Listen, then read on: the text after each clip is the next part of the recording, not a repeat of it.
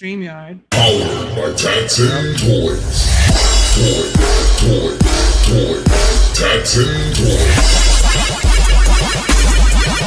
Toy.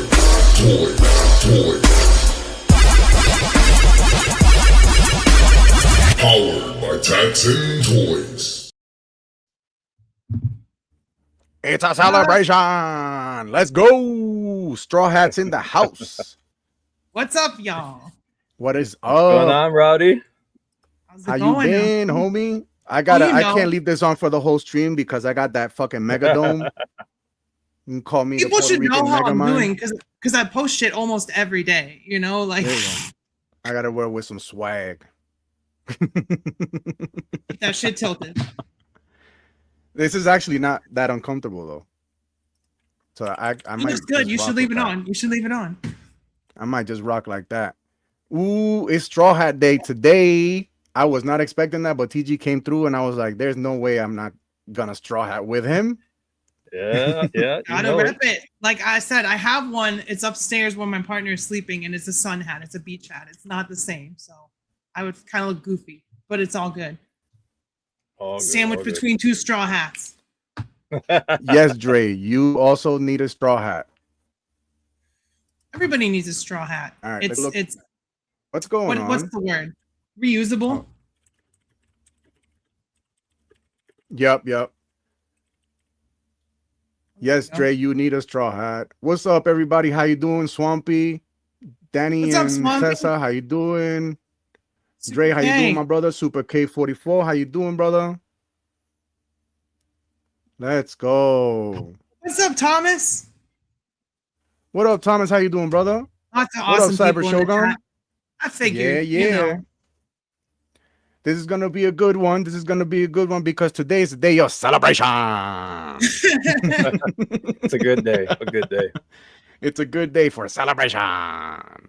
So let's start with tell us a little bit about yourself, Rowdy, please. Me? Is this about Yeah, me? you're the Shit, guest, well, dude. fuck. You know, I mean, I know most of y'all in the chat know me, but if you don't know me, if this is your first time catching me, I'm Rowdy Riles. I make toy content, and that's what I make. I make toy content, right? All the other shit is on Instagram, okay? What I do on YouTube for y'all wonderful people is I do action figure reviews. Sometimes I do deep dives. Sometimes I do movie reviews. But it's all about pop culture. It's all about nerddom. It's all about inclusivity and making people feel welcome in their hobby. That's really what I do. Nice. One thing, yep, I saw the Nike thing. I'm excited for the One Piece Nikes. Ooh. It's about to be serious. Ooh, Wholesome is here. What up, Wholesome? How you doing, brother? What's up, Wholesome? Another Cat awesome Chomp. person right there. Yep, all these people Everyone. are amazing, man. We Yeah, got all of we got like the best people in our team. Best people. Best The people. woke toy Avengers. Yep, the Woke Toy Avengers assembling. Let's go. Oh, I love that. What name. up, You know, Marshall Geek? there's another name that my friend Joe Ara made. He called us the Social Justice League, and I was like, "Yo, that's a fucking banger too. That's a good one. That's a fucking banger too." Yep, the Social Justice League. I love it. I love That's it. fucking great. Well, you already know we are the G High Straw Hats. That's for sure. We got all kinds of names.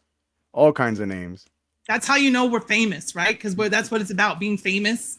You know, Mhm. it's not about just having your own opinions and putting stuff out there creatively. You got to be famous. So, Yep. you know, we got Yeah, that that- in spades. I don't have a hat, but I'm tipping it. I got famous by making, what was it, 9 million reels. There you go.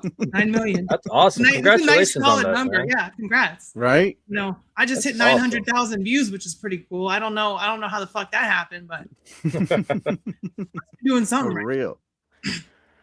So, Rowdy, you told us about yourself. Now, let's see. How long have you been collecting? That is a loaded question. That is a very loaded question because I was born a collector. Oh, okay. You know, like I was born in the 90s, right?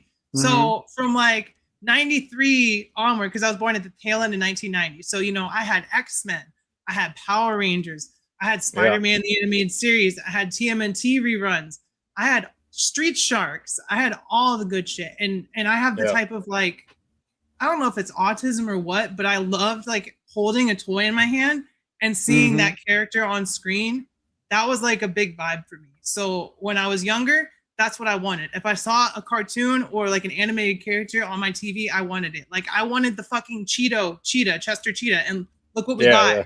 I know Jada was like, "You are now blessed with a Chester Cheetah." Right? It's a good time to be a collector as far as what's out there, but it's the prices that are fucking killing me. Yeah. Seriously. Yeah, these prices are fucking ridiculous. I remember when everybody was like, "Yep," I remember they're gonna be $30 Marvel Legends, and here we are. Oh, yeah, and they sure shit ain't worth that. Anything coming? You want to ask TG, or do you want me to get my questions out the way since there's like the basics? No. Well, let me continue that question really quick before we get into that, because I started as a kid collecting, and then you get to that point where your parents tell you you're too old for toys, and that was like right after Lord of the Rings came out, so I had that whole Toy Biz Lord of the Rings collection and all that stuff, and then you're too old for toys, you're not going to buy any toys anymore. So it got to the point I was in my 20s, and my grandma made me sell all my shit because she's like, you can't store this at my house. I don't have so I got rid of a bin of like TMNT, Power Rangers, Toy Biz X-Men and Spider-Man, Mighty Max. I got rid of this huge bin of shit for like $80 off of like Craigslist or so. I sold it, and I fucking have flashbacks to that. I'm like regretting that shit. So I stopped for a while, and then around 2018 is when I really got back into collecting and figuring out toy lines and all that stuff. So that's the full answer to the question. That's when you became like scale conscious, basically. When you're like, ooh, yeah, 112. Yeah, I'm a scale queen. Some people are size queens, but I'm a scale queen. I'm a size queen.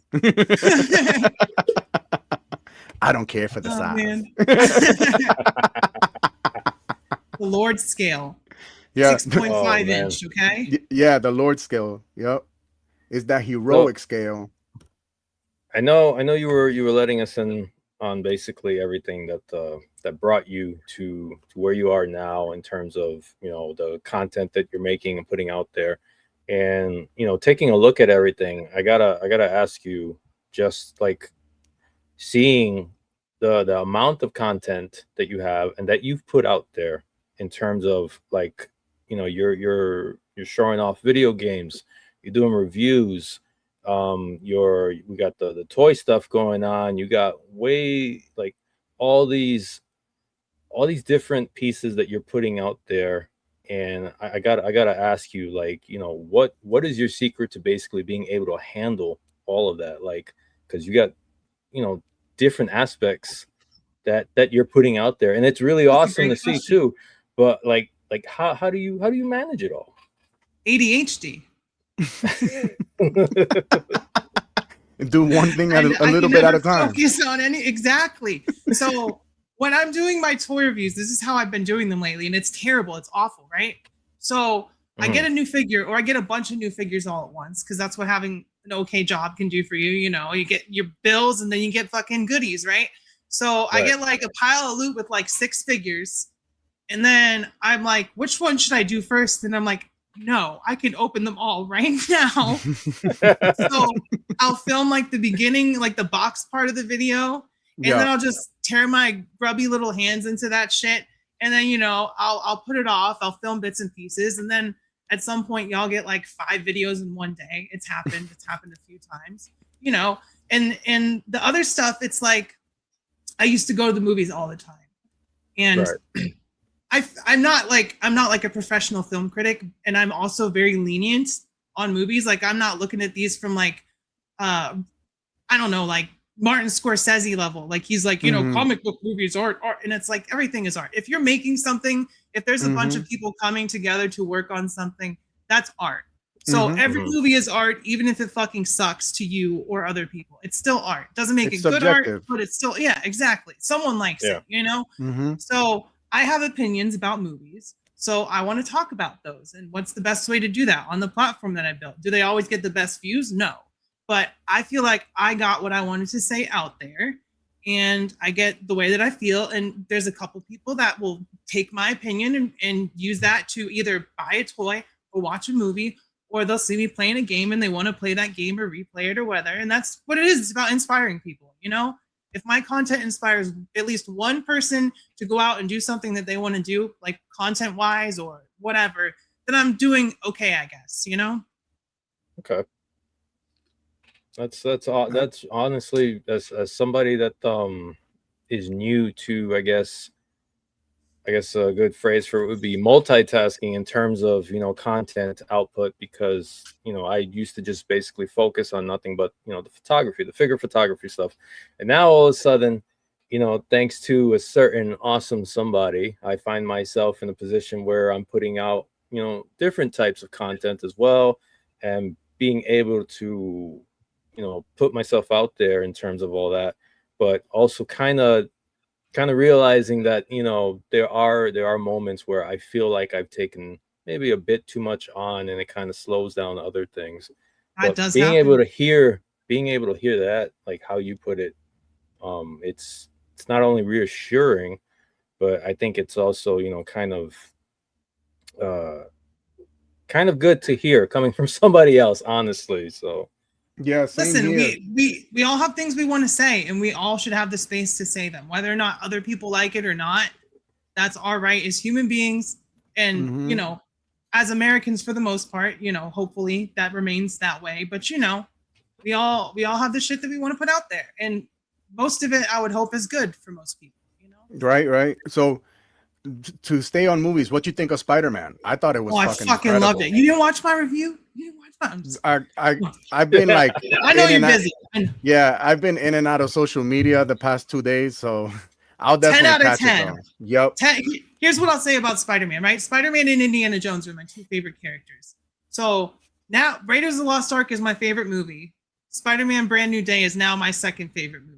That's fucking awesome to me.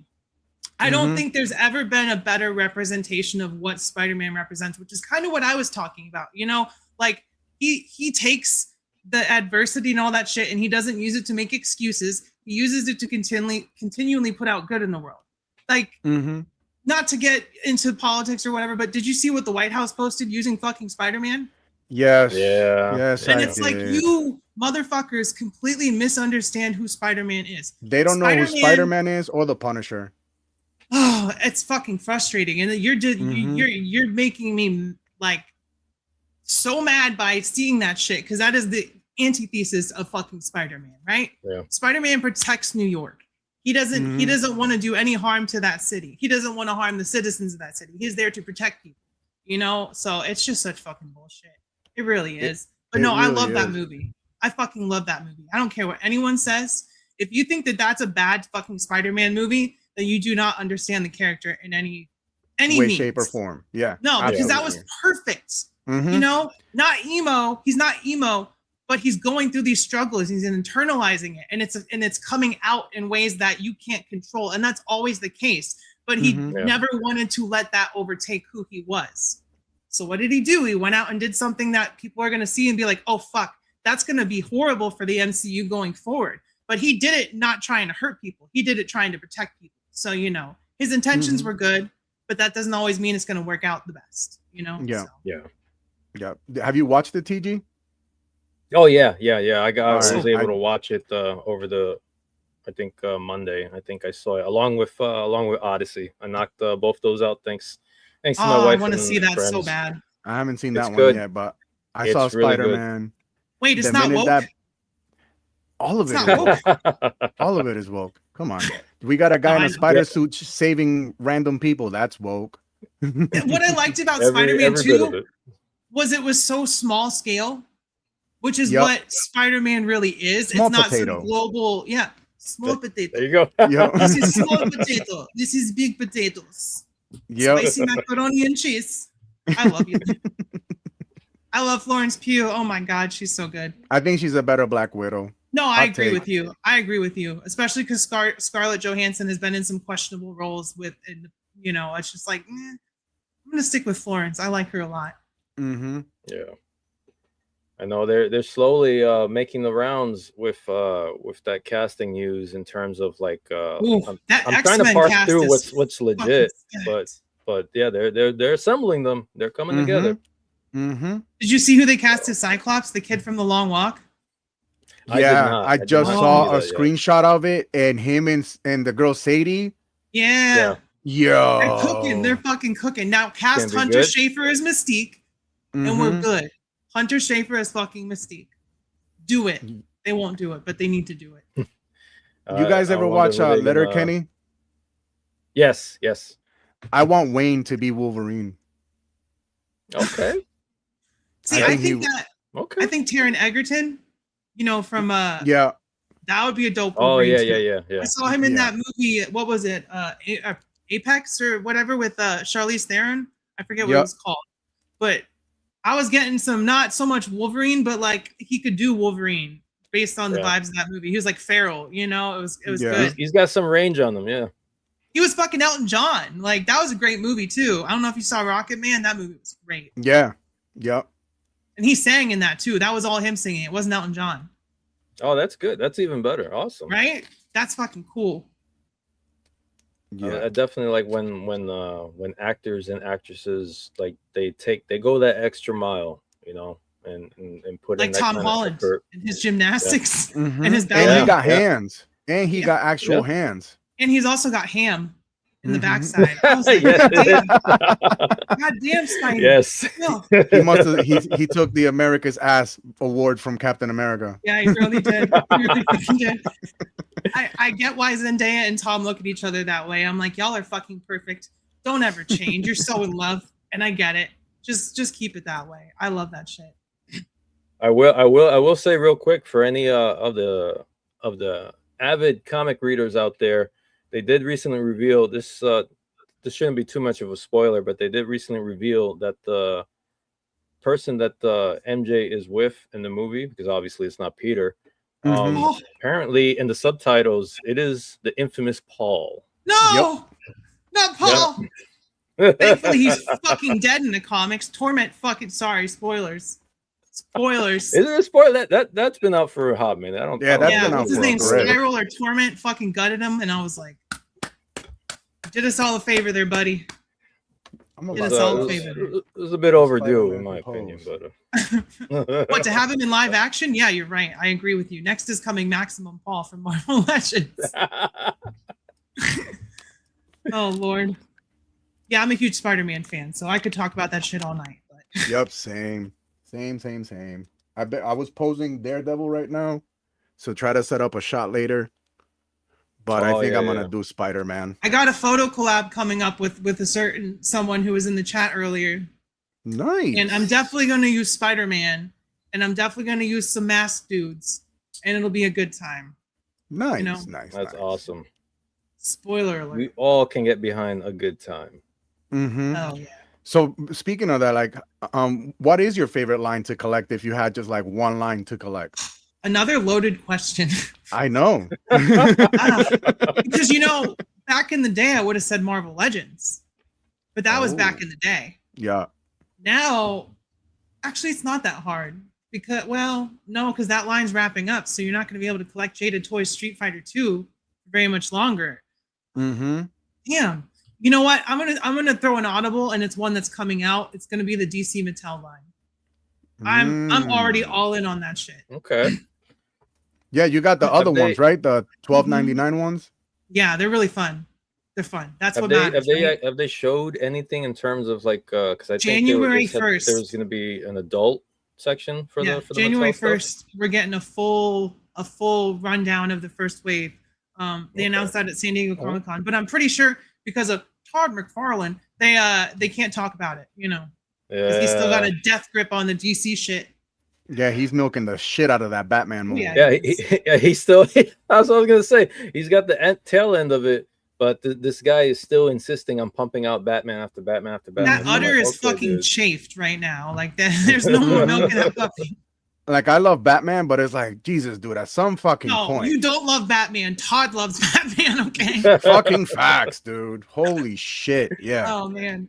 Fucking facts, because he's releasing 3 more, and I want one which is bad, because the same thing again. TG, he released that same blue and gray one with none of the black paint on the cowl. I'm telling you, man, don't fall for that shit. What up, my dude? He's selling you guys the fucking prototypes, Yeah. man. Listen, I saw those I fucking. still got them right here. I saw those NFL. Machu, what's up? McFarlane. What's up, Machu Yeah. Toy? I saw those McFarlane NFL figures, and God, they look like ass. I'm like, Yeah, I just want the Larry Bird because I want him to go against Jordan. But you're right. Prototype, finished version. yeah, right? Prototype. He's like, let me sell finished you version. And me like a dumbass. I need them. I need Asriel. I need Asriel. But they have a Mafex Asriel, don't they? Yeah, that's on my to-do list. And Mafex is actually coming out with some the other versions of the Azrael armor, which fucking look amazing as well. So I'm just like, cover it over there, honestly. See, Mafex must have been listening. Here's the one thing about them though. Like all of their live action movie stuff is coming out like 2 years past, 3 years past. Like they just announced the live action Moon Knight, and that's their first problem. Yeah. They need to be on the SH Figuarts and Hasbro level where they get a deal to get the prototypes and just get those figures out, because that's going to kill them. You know, I know their figures are good sometimes. And then they release ones like fucking Rogue and fucking Jubilee. And it's like, why were people waiting 5 years for these? Like, what? Yeah. Yeah. But, I remember there was a period where they had, like, there was nothing new coming out. Instead, they focused, I think, almost an entire year just doing re-releases on stuff. Yeah. Because I think there's apparently it's like some kind of law over in Japan that they can't charge more. Yeah. For what you call it, like the new, they have to change something on the old figure if they want to up the price on it. Yeah. So they call it, was it like the renewal versions or something like that? I can't. Yeah, that's why we have $130 fucking Homelander bloody variant 2.0, whatever, you know? Yeah, which I don't like. The voice is done, so I don't really know who's that's for. I would understand when the show was going on. That makes sense. Yeah, but that again, that's like what Rowdy was saying. That's just classic Mafex in terms of like they're always fucking behind. A little too late. Yeah. You know, like their Spider-Man movie figures are really good, but there's already a new fucking Spider-Man movie out by the time they release them. You know, so yeah. Quick story about Psylocke Mafex. I was at the flea market, right? I was vending this time. And I always sell to like these little dudes, like they're like 16, 17 that actually collect, and I'll give them free figures. And one of them found that Mafex Psylocke for $20 fucking. Oh yeah. Yeah. In the box, brand fucking new from an old lady that had no idea what she was selling, bro. You can take it, Sonny. No. I don't need it. I offered him up to 60, and he was like, "Nah, T, I'm sorry. I need it for my collection." I was like, "I need it for mine." I was like, I'll give you $60 and like 3 other figures, dude. He's like, no, I really need it. I'm like, all right, fine, you win. Are you gonna get the SHF one? Because she cakey as fuck. Yeah. Yep. I need her from my X-Men fucking shelf. When they first released the images for that one, I remember I was in, what was it? I think I was over in the ACBA live stream. They were talking about it, and somebody had made a comment talking about that they purposely did not show any shots of the back of the figure because they were basically holding out because no back shots. Not initially, because they wanted to lure everybody in, and then once get those back shots. They did show it, everybody went nuts. I mean, yeah, because she fucking cakey as fuck. Now I'll just grab that one. I'll put my Legends Psylocke on my Legends X-Men shelf and get rid of the training suit Psylocke completely. And then I'll put the SHF Psylocke right next to Spider-Man, next to Game Reverse Wolverine, and I'll be happy, you know? But she's going to be facing backside out. She's going to be like, hello. Putting in that twerk. Oh, yeah. All right, so that's what's up. So we're gooning a little bit. Sorry, y'all. They say what? I said we're gooning a little bit. It's okay. What is it? What is it that the kids say? E-fapping. I don't want to know what the kids are saying. I'll just feel fucking old. I ain't old enough to feel old. That's it, Rin. The booty pop. Pretty much. No back shots. Why not, AC? Why not? AC, pero we Puerto Rican, bro. We love them nalgas. What's wrong with you, bro? Oh God, this is a lot of fun. All right, so let's say we move away from collecting. Here's another loaded ass question. What is your fuck. favorite con to attend? So I've only been to a couple. I went to one last year that I ain't even gonna fucking talk about. Was it a great experience? Absolutely. But like everything that's happened since then has ruined it, except for meeting Dave, you know, displaying model behavior, and like Frankie and Jenna and a couple other really cool people. I met, you know, Sir Dork was there. Of course, D Amazing. Fucking D Amazing is such an awesome dude, you know. So based on experience, I would have to say that one, because that's like the one where I met the most people. But there's also going to be more opportunities to build like newer, better experiences. Like I really want to go to Legions Con this year. I hear Legions Con is the shit. I hear it's like not just Mythic Legions, which I'm okay with Mythic Legions. I don't collect Mythic Legions. It's not really my thing. I have a couple of Cosmics. What's up, K-Town? I have a couple of Cosmic Legions, and then I have one that a friend named Ostradamus Toys, which go check him out, y'all, if you haven't seen him. Oh yeah, Ostradamus, yeah.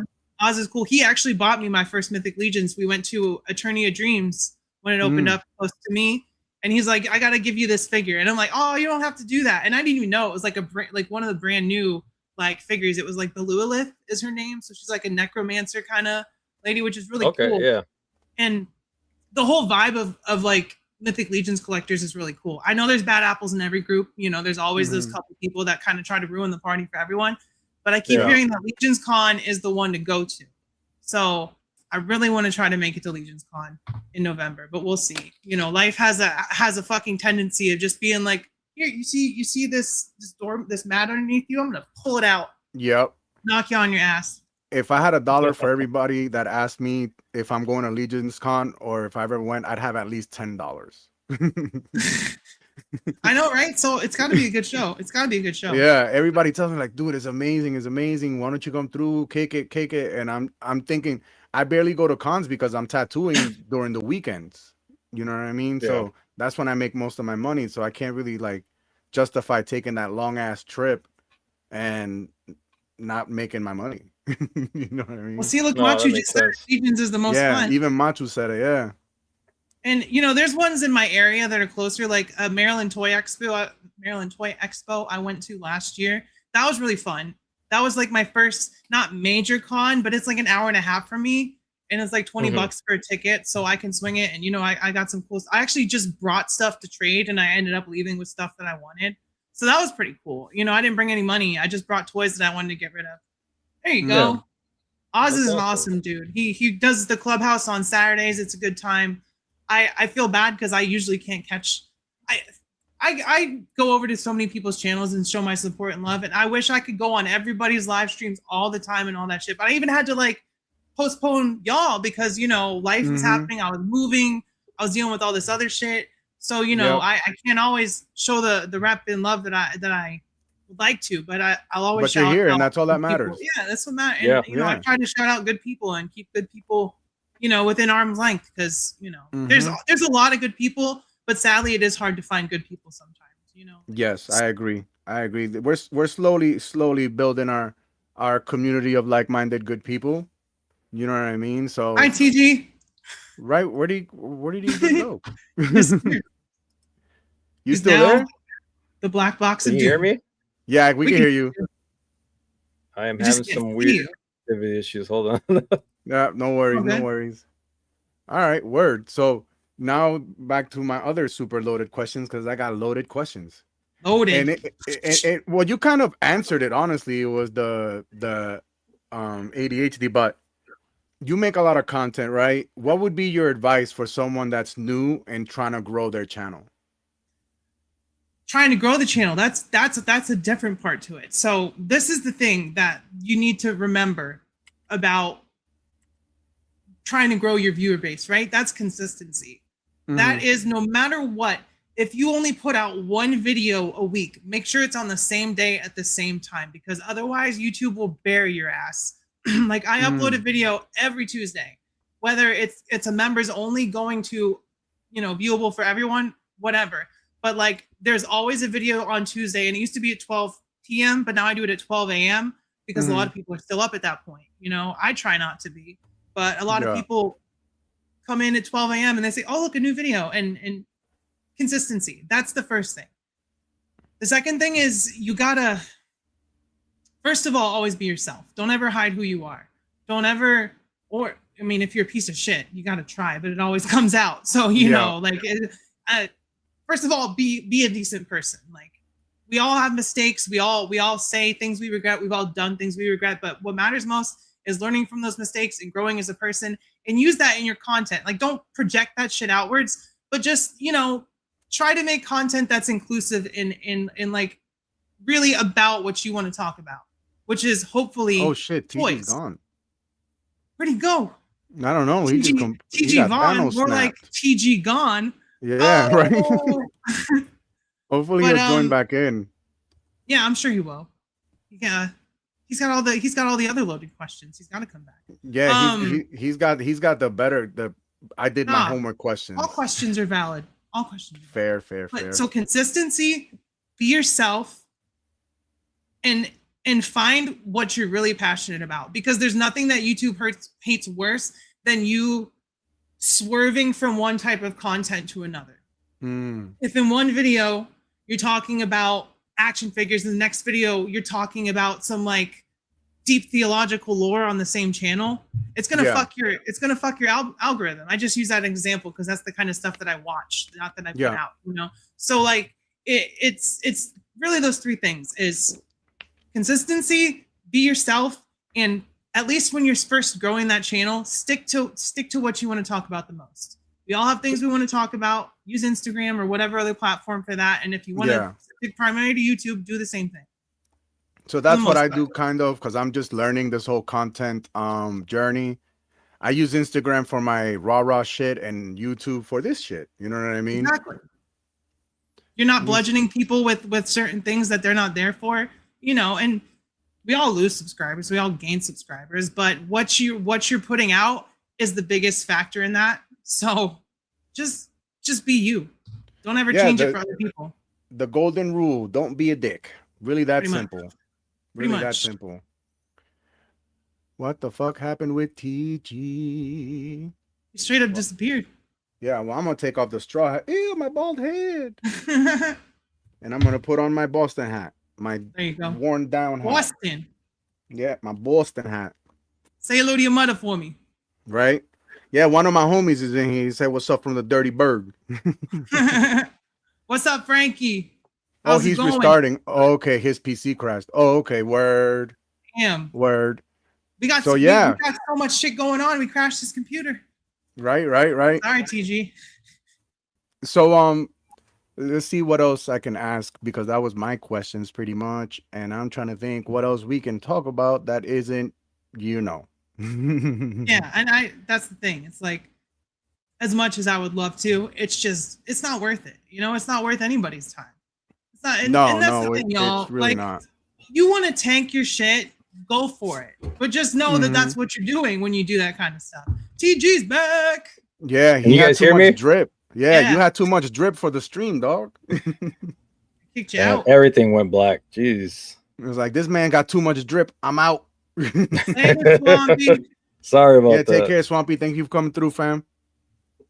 By the way, y'all, go check out Swampy's content. Yeah, seriously, check out Swampy. That's doing that some dude. mean fucking exposés, like for real. Yes. And then people will just be like, "Well, that's ghetto," and it's like, you motherfucker, you stupid. It's all right. We from the hood though. Like, that's the thing. All right, let's not talk about that. But I will say this. Listen, I've lived in 5 different states.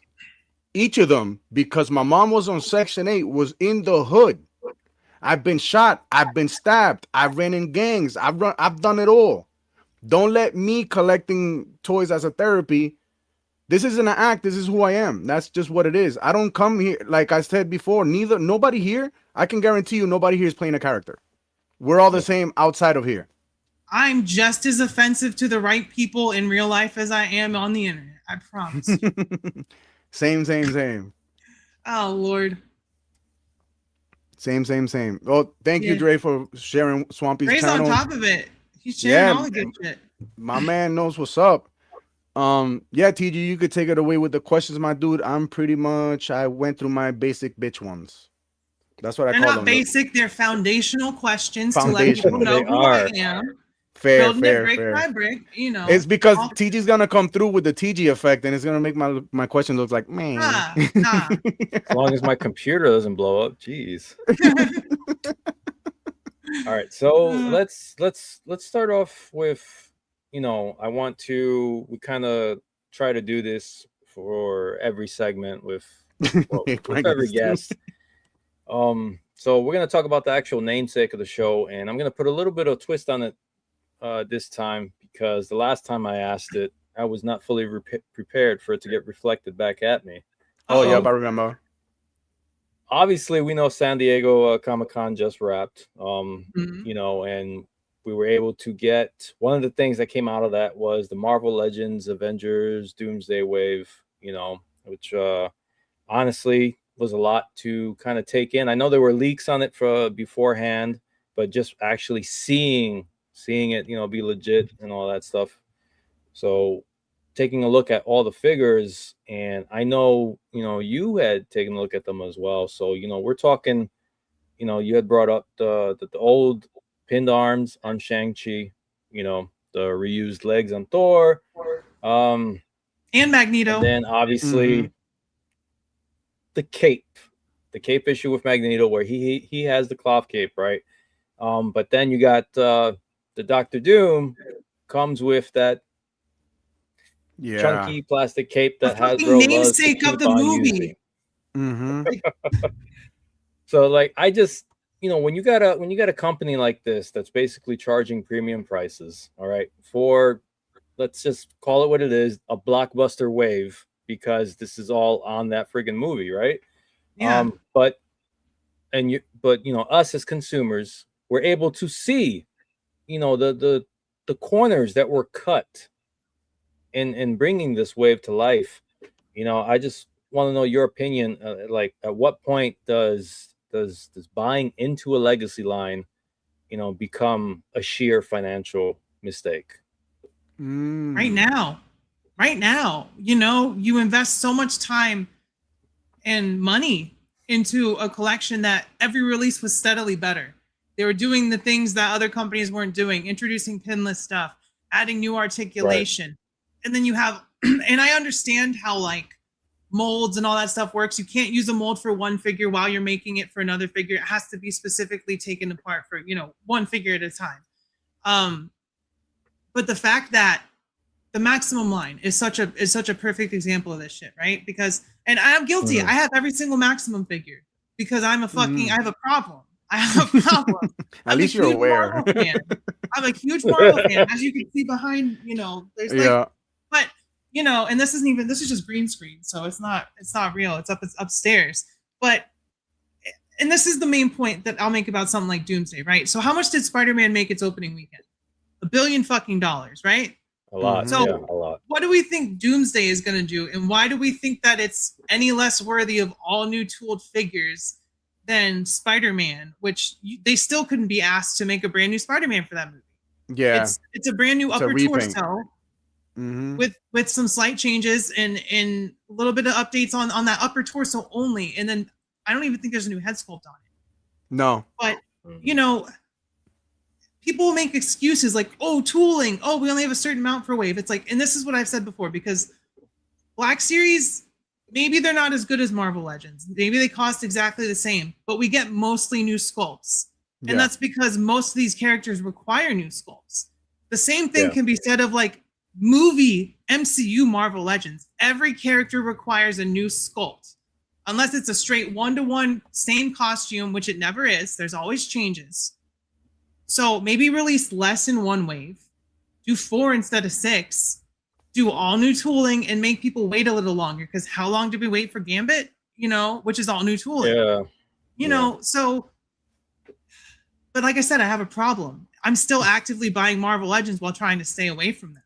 But it's gonna get to a fucking point where the lack of room and the amount that it costs are just gonna be like, okay, that's it. I'd rather dedicate that money to DC. Because that's going to be all new shit. That's what Mattel's doing with those kids line. Most of those sculpts are new shit. Like, they're not reusing a lot.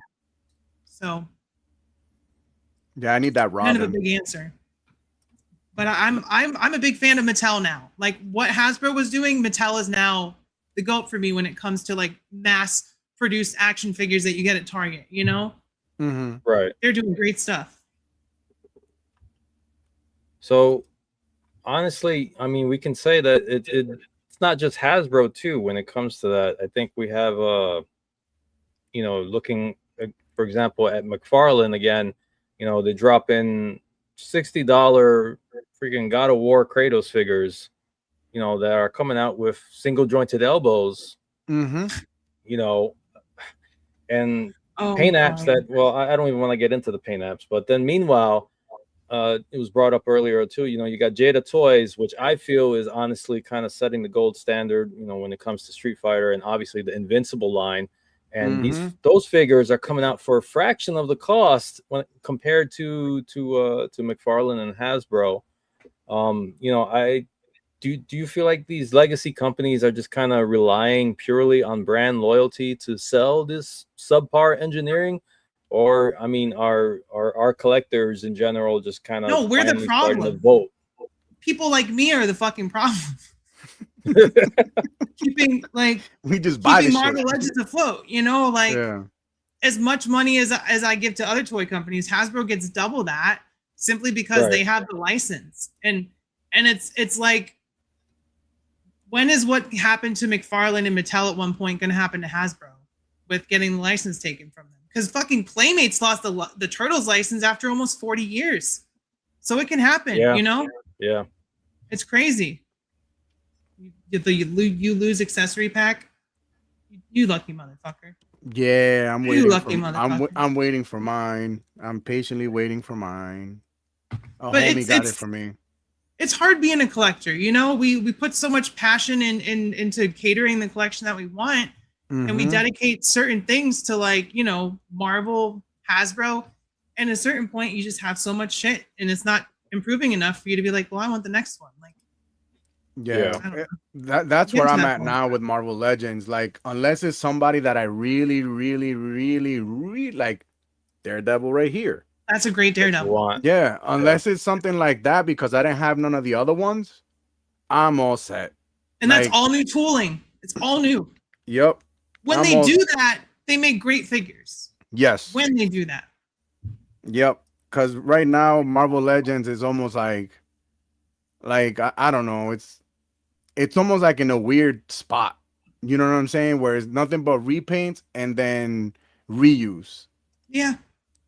Unfortunately. And it's like at this, and then also lacking on their accessories, because I remember being able to buy figures just for the accessories, and now you can't even do that. You don't even get an extra head sculpt half the time. That Professor Hulk, I made a video about why I was I've seen it. That looks really good. It's not even a bad figure. It's not that it's a bad figure. It's that they made a Maximum Hulk a year ago with way less effort put into it than this one. And it costs more. And that really pissed me off. Yeah, I like this one right here. As a matter of fact, why don't we have a yelling face? Yeah. This should have that should have been automatic. This should have came with a yelling face. And when they do make that yelling face, the red ain't gonna match. Yep. The red ain't gonna match, and it's gonna be in a fucking 2-pack. Yep. That one didn't even come with a full set of hands, did it? No. I think it was like single Daredevil that did. No. 2 sets of hands, and that was it. I think it was.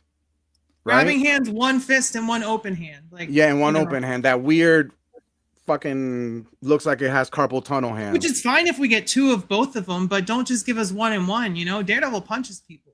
Yeah. People catch those hands. I think now, honestly, third party is the way to go. Yeah. No, they've been really doing well lately. Mm-hmm. I think even KO companies like Mess Toys, they're just straight up making new shit now. Yeah, which, they're making fire shit too. I got that Venom, and I'm still working on those fucking those joints. Still working them out a little bit till I can finally pose them how I want, because he's still making all kinds of squeaky noises. Yeah, I have a couple Revoltech figures, like the Amazing Yamaguchi, and I hadn't had any before. Those things are a fucking pain in the ass to articulate. I'm like, it's like a fucking Rubik's Cube. Yeah, it's a puzzle. I ain't smart enough for that shit. Like, no. And yes, Wholesome Toy Father, Big Bad Workshop is killing it. That was another highlight of SDCC.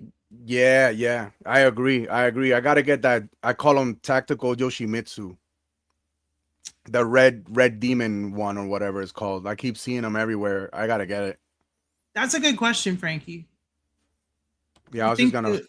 No, Can you highlight that one? Yep. Do you think the boom of toy talk on social media has bumped up the scare? Here's what I'll say. I think that Marvel Legends are way easier to get than they were 3 years ago. Yes. That's so true. I don't think it's brought the scarcity up. I think the popularity has made the overproduction go up. There's a happy medium, right? Like, we have figures from 3 years ago still retail on Big Bad Toy Store. Mm-hmm. And people are like, if I don't buy this, it's not going to be here. But it's like they still have fucking Dragon Man up on Hasbro Pulse. You know? So yeah. Those Sentinels too, right? Yeah, the Sentinels, those are still up. They're like almost double the price they were when they first came out. But you know, that NBC Sentinel, you know, I pre-ordered that shit. Yeah, it's the pre-order window's still open, right? Because it's open till I like think September. So. A whole month. Yeah, I gotta get mine in there, man. They actually ended up as well. I think in their terms of service, they actually ended up putting in there too that like after a certain amount of time, like you can't cancel your orders because that's probably part of why they got stuck with so much stock too. Yeah, because people just canceled it. And on the other half of that, it's because they're like our drug dealers, and they're trying to meet the demand for the drug, and then some people OD from those drugs and like stop collecting. So then they have a whole nother, you know, group that they're just missing sales on. So I think that scarcity has gone down. Like Jada Toys is fucking fantastic about keeping all their Street Fighter shit in stock. You know, there's always stuff up for pre-order or just straight up buying. So I don't know. Which Lizard? Because I have the one that Amazon came in the the big one. Mm-hmm. The one that's the repaint of the bath, which is a solid figure. Yeah. I need that's that a solid one. ass. Yeah, TJ's having some trouble, BDG, but it's okay. We're not talking about it. We're just letting him hang out. Yeah, we're just letting him rock. We don't want to lose him. We don't want to lose him. Yeah. I feel like somebody's out to get me today. Jeez. It's all right. CIA, it happens. StreamYard's gonna StreamYard. Watching. Yeah, I mean, but, we've been going in on the Legends and stuff right now. I think it's a good segue too. Like, you know, when it comes to especially like you know, for me, you know, taking kind of, I guess, a hardline stance against when it comes to sanitized, you know, corporate friendly, you know, reviews on figures and stuff like that. Especially if, like, for example, you know, you're looking at something, say the arm snaps off right out of the box, you know, and it stays in that video for everyone to see. Yeah. You know, is there, you know, do you ever think there's some kind of pressure either from the algorithm or from maybe, you know, the publishers, the actual, you know, the companies themselves to kind of, you know, softball those critiques, you know, or is it just got to keep it 100% real? I'm sure that if you want Hasbro or whoever to sponsor you, if you point out the flaws or like shit breaking in your videos, you're less like, I mean, it's pretty fucked up, but I feel like that's maybe a thing, you know, like I don't feel like Hasbro would ever try to, and I wouldn't accept something either unless I was like standing behind the product and I believed in it and I got a hold of it before I did a review. And, you know, they don't say, well, this is with the prerequisite that you make a good review. Have you seen my videos? I'll buy your shit, but I'm not going to like it, you know, all the time. And I put that in my videos. So of course there's always those people who are going to do that. There's a, you know, people like to throw the word shill around, right? Because people enjoy something. It's okay to enjoy something more than someone else does. What's not okay is to lie about how good that is because you're being told to by someone giving you free shit. And that's the real difference. It's not about someone, oh, I love Marvel Legends. You're a fucking shill. It's like, okay, I love Marvel Legends, but like everything, it has issues. You know, that's pretty much it. And at this point, I'm falling out of love with Marvel Legends because of shit like that. You know, the QC issues, Maximum Deadpool with his fucking biceps falling off because the plastic is too soft. You know? Yeah, I forgot about that, and I was ready to pick them up, but Maximum Hulk with the fucking tearing rubber soft booby chest. You know, like.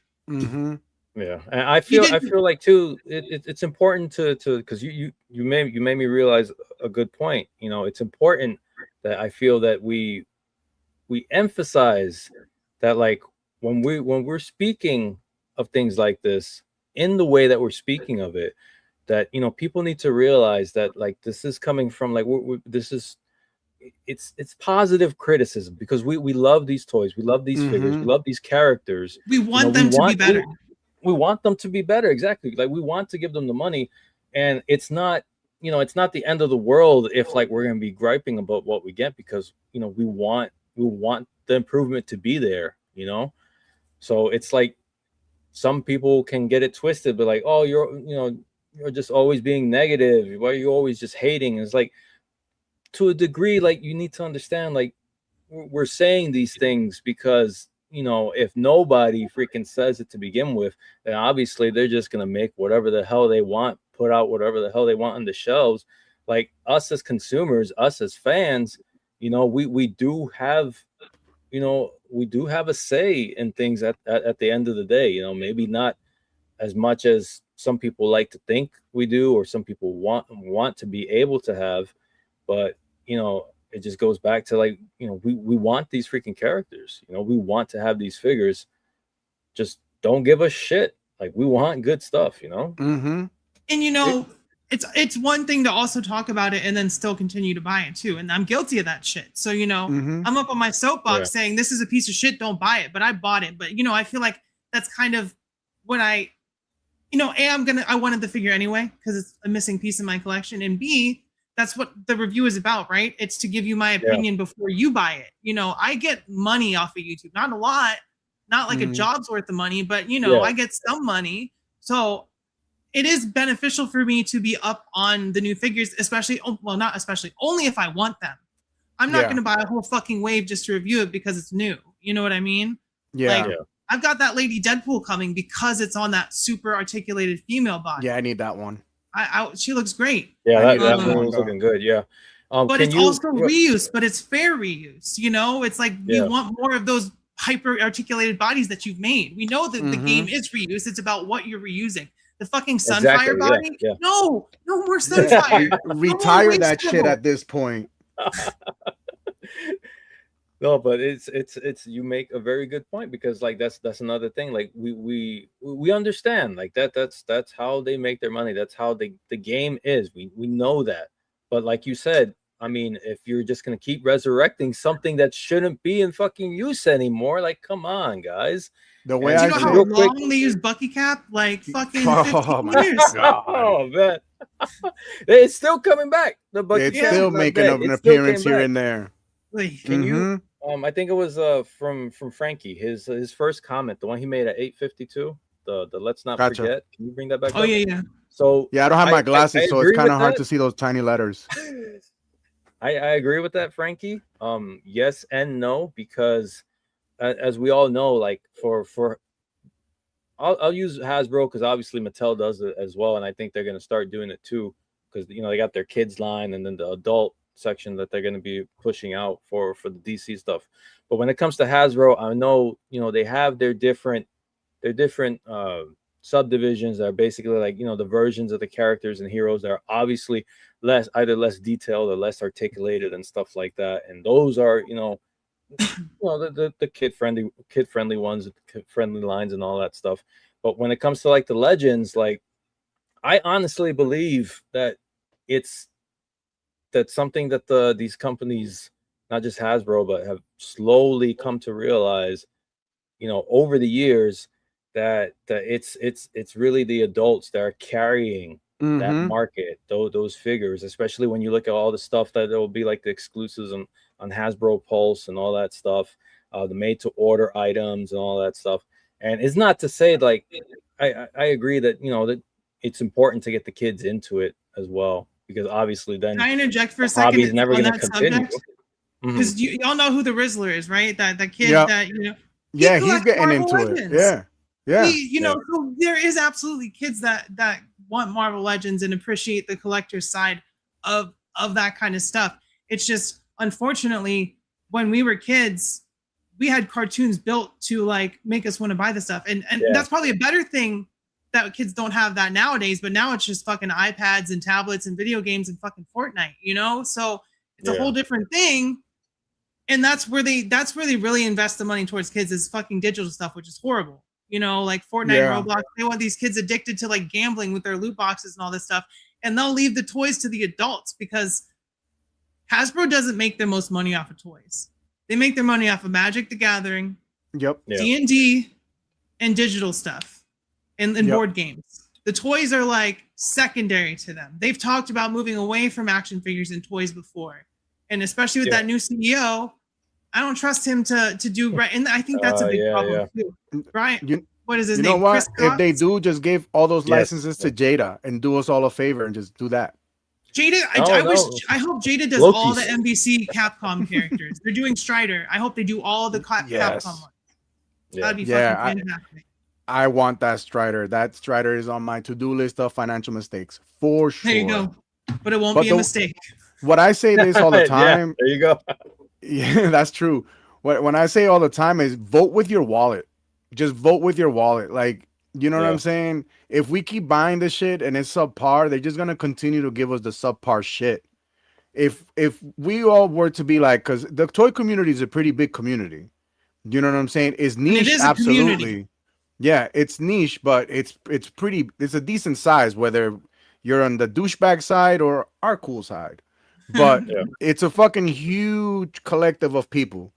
If we were all to be like, fuck you, Hasbro, we ain't buying shit until you fix things, until you stop giving us fucking no accessories or the same web accessories or making maximum figures with accessories no one's really going to use. Whatever the case is, until we vote with our wallet, shit ain't going to change. We're all part of the problem, y'all. Yeah, I got to admit it too, but except I'm a little more selective now because I want to stand behind that. Yeah, I think we all are. Like, I definitely buy less Marvel Legends. It just so happens that Marvel Legends releases like 100 fucking figures a year. So it still seems like it's the same, but it's not. It's really not. You know, I'm just trying to build out the NBC shelf at this point. That's my main thing.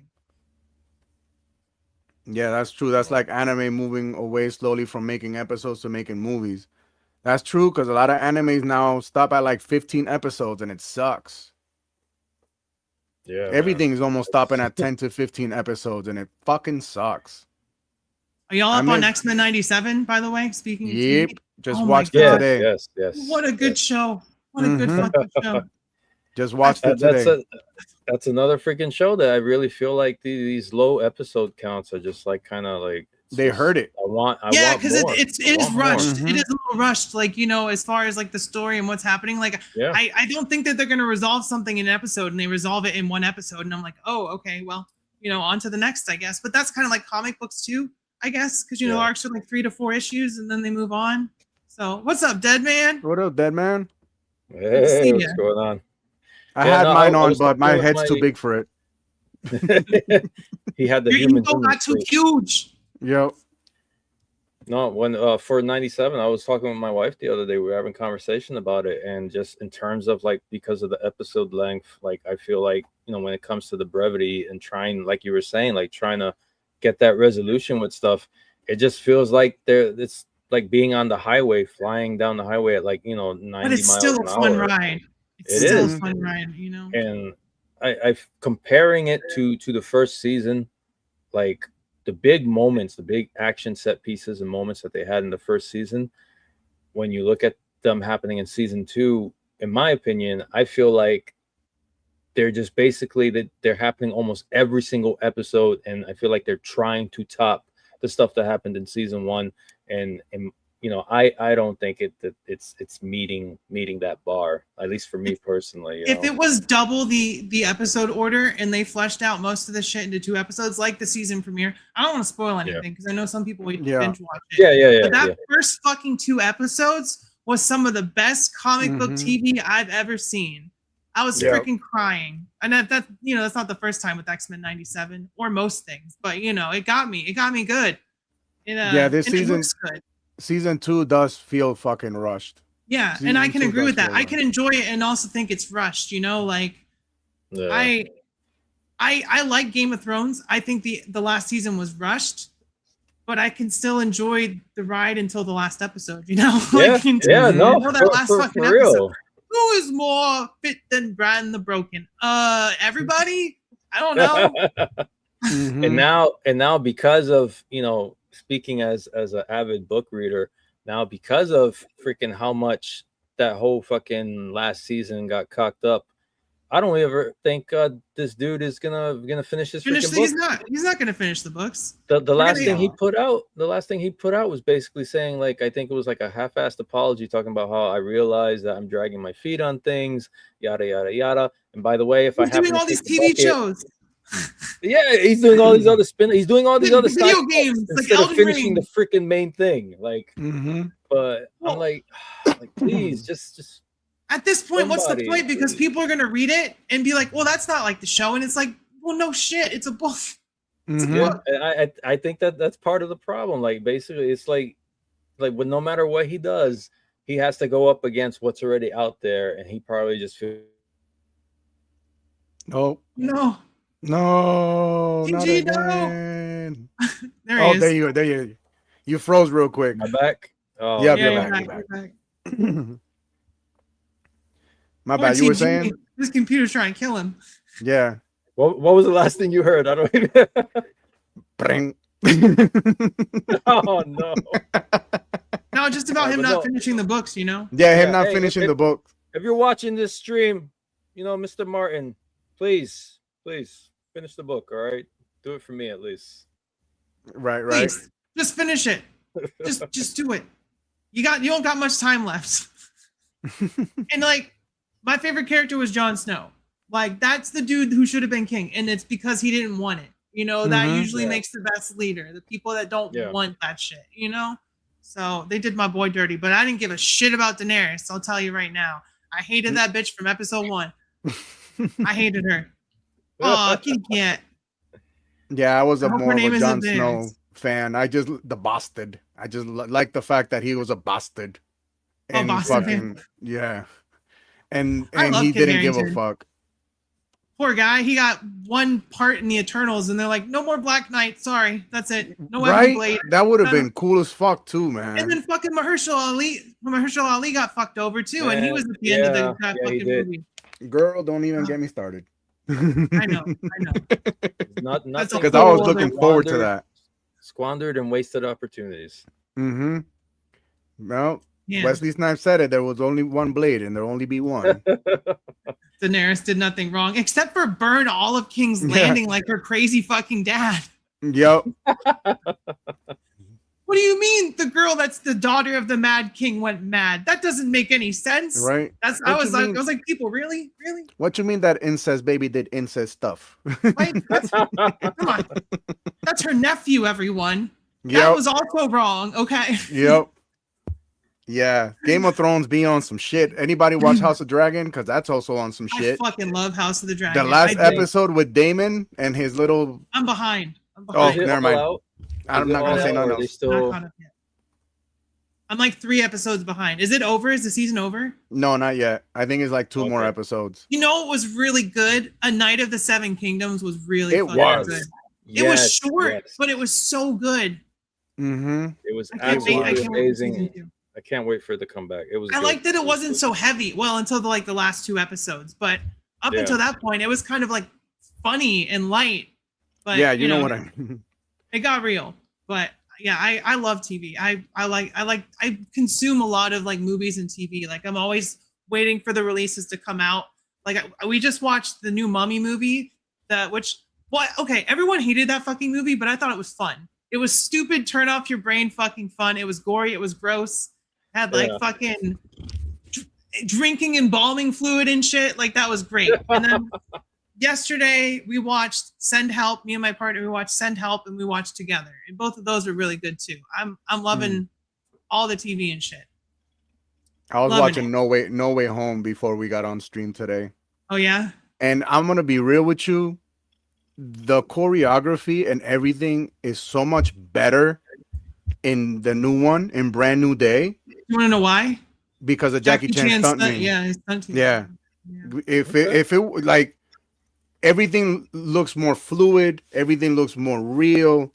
Like I'm watching No Way Home and I'm like, bro, this is like watching a PlayStation cutscene. I mean, yeah. And the director too, Dustin Daniel Cretton. Yeah.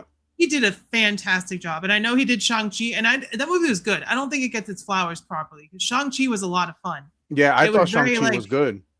It was very like new and like not to sound old, but fucking hip. Like it was fucking cool. It was like, you know, Aquafina was in that shit, you know, like it was a good movie. What are your goals you three hope to achieve with the paths you've chosen in life or in the toy life? Have fun? I don't know. I don't really have a goal. Fun, yeah, and be creative. That's really it. Yeah. You know, that's all I've ever wanted to do. And it's just some people try to step on that shit. And it's like, no, this is do that. For me. I can't say I approach this with a goal. If there's any goals that I do have, make more room for more shit. No, don't you know the name of your podcast? Financial Mistakes? Yeah, I know. You're making all of them. That's the reason why it's named that way. No, but yeah, I mean, definitely, like in terms of like I guess because obviously my main creative outlet is the photography. So like for me, in terms of that, is just being able to get my stuff out there and just having other people see it, you know, whatever emotion or feelings or thoughts that it invokes on them, you know, whether they like it, hate it, or whatever, you know, then I've already done my job by taking that photo and posting it up. You know, it's not for me to decide who takes it in, you know, what they say about it, you know, I'll good or bad, you know, it's all part of the mix. About that algorithm shit. Like all these people get upset by seeing like trans people or political shit or like leftist stuff, but what do they follow? What do they click on? What do they rage post in on the comments? Yeah. You know, the algorithm knows what you interact with. So here's what I'll say. If all you have is a bunch of trans people on your fucking feed, that's because you're too obsessed with trans people, whether it be sexually or just, you know, because that's all you can think about is someone's genitalia. So like that's another thing is like, do what you want to do and put that out there and the right people will find it because the algorithm will suggest that shit. So as long as you're putting out the stuff that you want and the right people are finding it or the wrong people are finding it, it's still getting, you know, engaged with and absorbed. And like TG said, how someone absorbs that is up to them. You're just here to put out what you want to do, you know? Yeah. That's pretty much it. Yeah, you don't go around crashing Grinder or anything, you know, like like some conservatives. Oh man, so that kind of yeah, I know, right? All yeah, my bad. All of them. That kind of leads me to this next part that I was kind of curious about. Like for me, you know, between the late night college assignments I had recently, you know, raising 3 boys. With the help of my beautiful wife. That's got to be a pain in the ass. helping out with the show, trying to find and failing and finding time for photography recently. You know, what I'm trying to get at is that, you know, finding true downtime begins to feel like a real luxury, you know? And I think especially like Tats is always, you know, very fond of saying, you know, we all need to find that kind of hard disconnect, you know. And when it comes for you, Rowdy, I have noticed that, you know, you like to throw down, you know, every Thursday you got that the magic night that you have going on, and whether you're either doing the, you know, was it the Goblin Mob or playing with your cloud deck, you know, or even just something like, you know, thinking about what tricks you can do on the skateboard and stuff like that.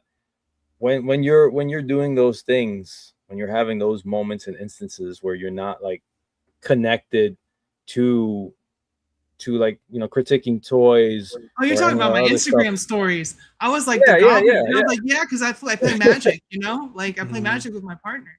Yeah. No. And I just want to know, like, you know, do you get like a, you know, competitive drive that kind of kicks in, you know, as intensely as when you're doing your toy critiques, or is it just like, you know, this is just pure Zen moment for you? Listen, I'm when it comes to like something like Magic, I'm super competitive because I've built some nasty fucking decks. Like the toy stuff, not so much. Like I don't care about numbers. I don't care about beating somebody's numbers. It's always great to do that. But with Magic, it's great to kick someone's fucking ass with the deck you built. Doesn't matter if it's your partner or not, you know, like it's fun. And we haven't done that for a while. And that's because Hasbro's kind of ruining Magic, much like other things, you know? But like when it comes to like hard disconnects and just loving life and having a good time, it really for me is like movies and TV. That's my withdrawal from everything. Shut my brain off. And that's why I really like doing movie reviews. Like it's never going to be my primary thing. But I think a lot about the movies and the TV shows that I watch. I watch them, what's the word? Like superficially. And then after I watch the movie, I start to take in everything that I watched. Because there's always undertones in the movie. There's always an underlying layer. And stuff like that is really like the way that my brain works, you know? I like to pick things apart and see how they work. Or, you know, stuff like that. So not in the same way that my partner does, because she like does fucking engineering and stuff. She's made fucking a machine that harvests ambient energy that's in the air and just kind of starts charging this thing up that she built, which is crazy. That's, you know, she built this computer. That's her thing. And my thing is like, I love being able to sit down and watch a movie with my partner. You know, that's great. That's my biggest disconnect from all the bullshit. I just forget about everything. Put my phone down, which is the hardest thing. You know, we live in this age where we're fucking connected by the hand, like the wrist to our fucking phone. And it's terrible. I wasn't like that before. And that's another part of social media. It's like I've taken multiple breaks.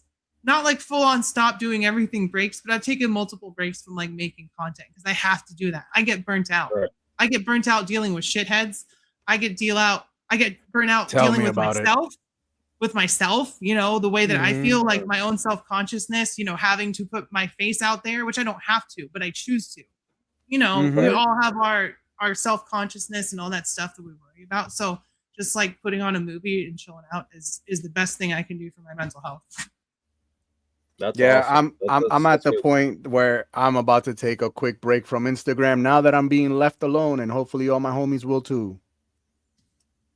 Just let people do what they want to do. You know, that's that kind of leads me into this next segue. You know, so we all know, I think it's safe to say the toy space is supposed to be an escape, you know. Unfortunately, it does get regularly flooded with things like gatekeeping and bigotry, you know. But for me, I think it was pretty awesome and amazing, you know, seeing you, not only you, Rowdy, but Tats, you as well, and others, you know, being able to take a literal insult. And, you know, when you guys were labeled being part of, what was it, the Woke Toy Avengers and all that. And you guys were able to basically turn it. Yeah, you guys were able to turn it into a badge of honor. Like you flipped it, reversed it. It's a cool fucking name. Like it is. What? It is. Is that supposed to be insulting? Like what? I really cooked here. Sure. you did, sir. Thank you. The wrong way.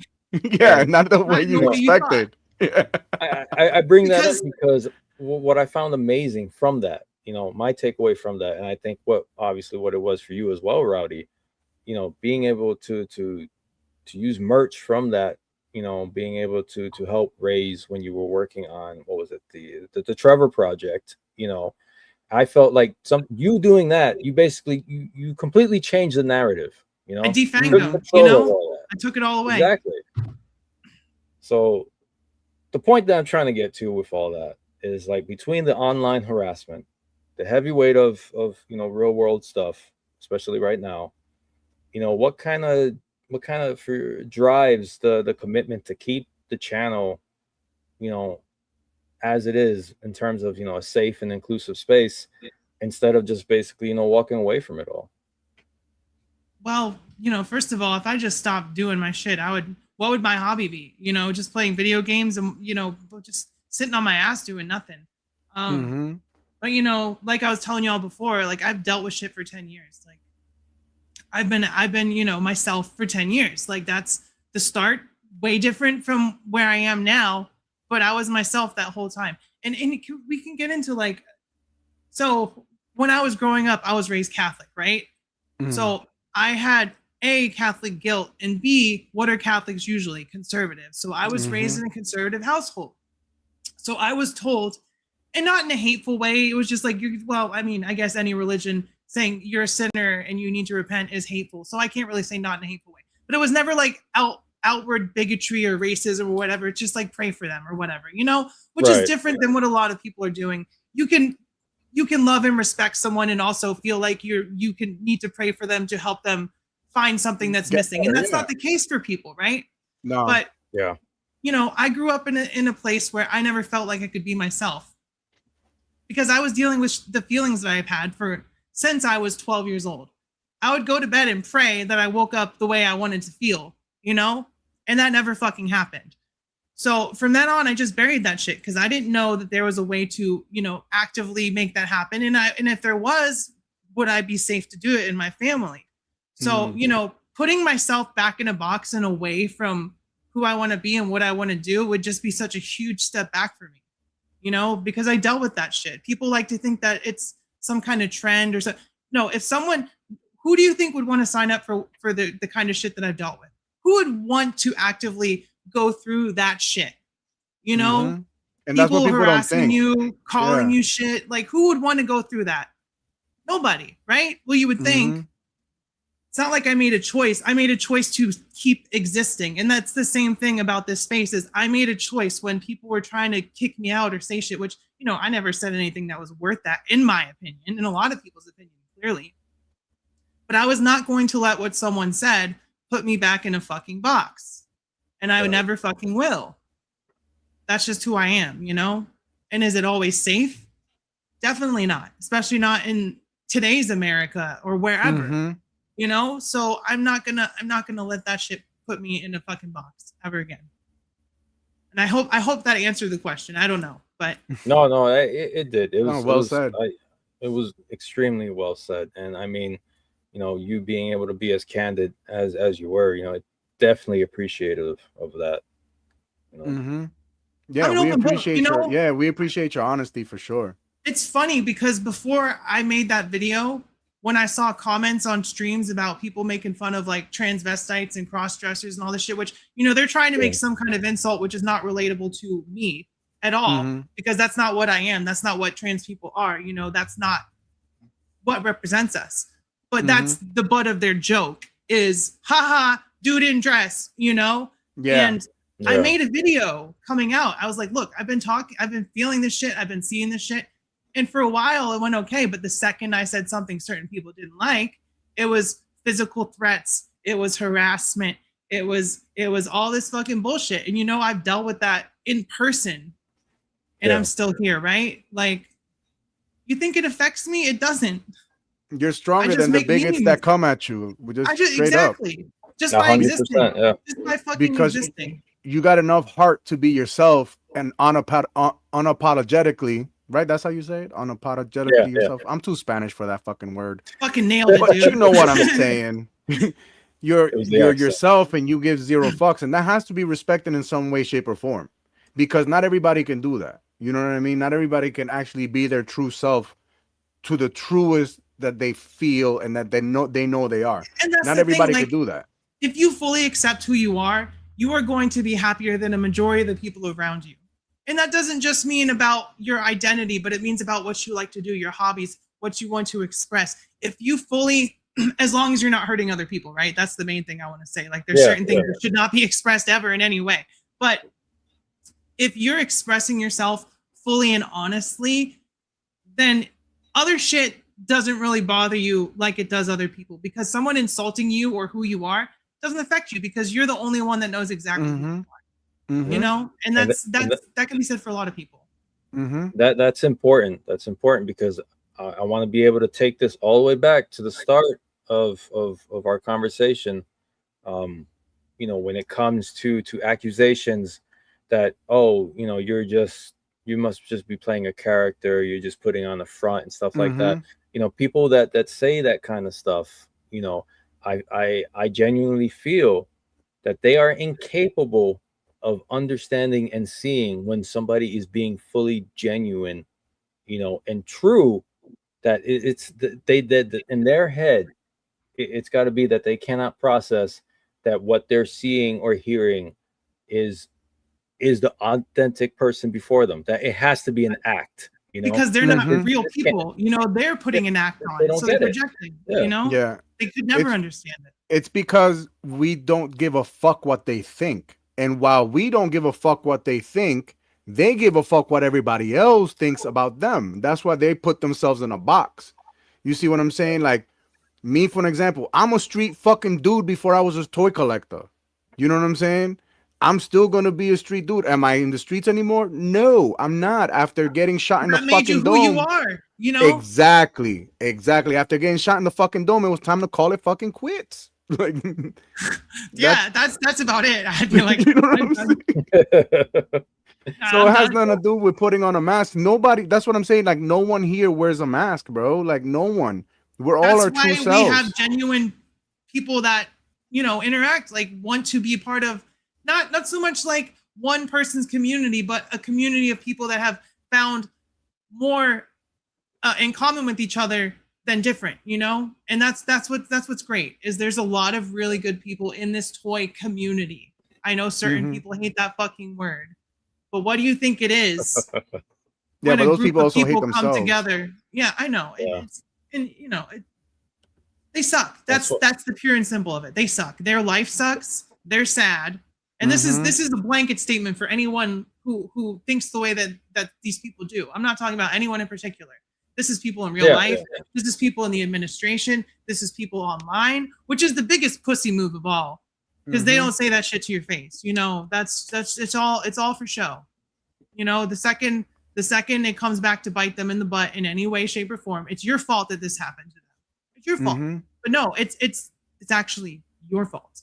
You did this. Because what's that saying? Every accusation is a confession. Confession. Yep. Every single time. Yeah. Every single time. How many times don't these people come out talking all this crazy shit, and then a month later they're getting arrested for like CP? Every fucking time.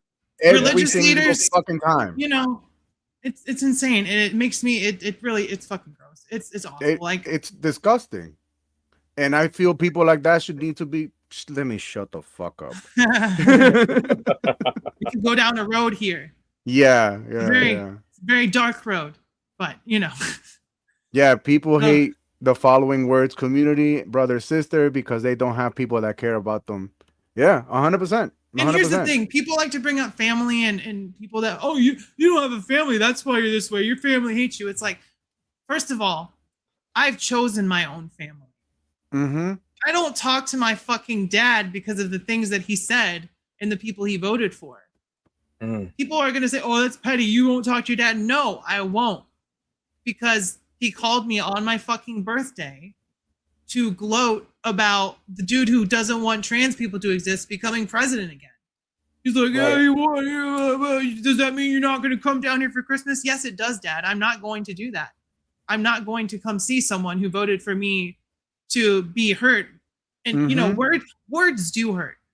They don't hurt me, but words lead to legislation. Like people that are bought and paid for to speak hateful words, which is, you know, coming full circle once again. I'm not going to say who I'm talking about, but if you're paid to platform hatred, and that shit comes to laws that are happening now where the Supreme Court says you can discriminate based on someone's skin color if you want to stop and search them. It's already a thing. Yep. The words fucking hurt because it becomes reality.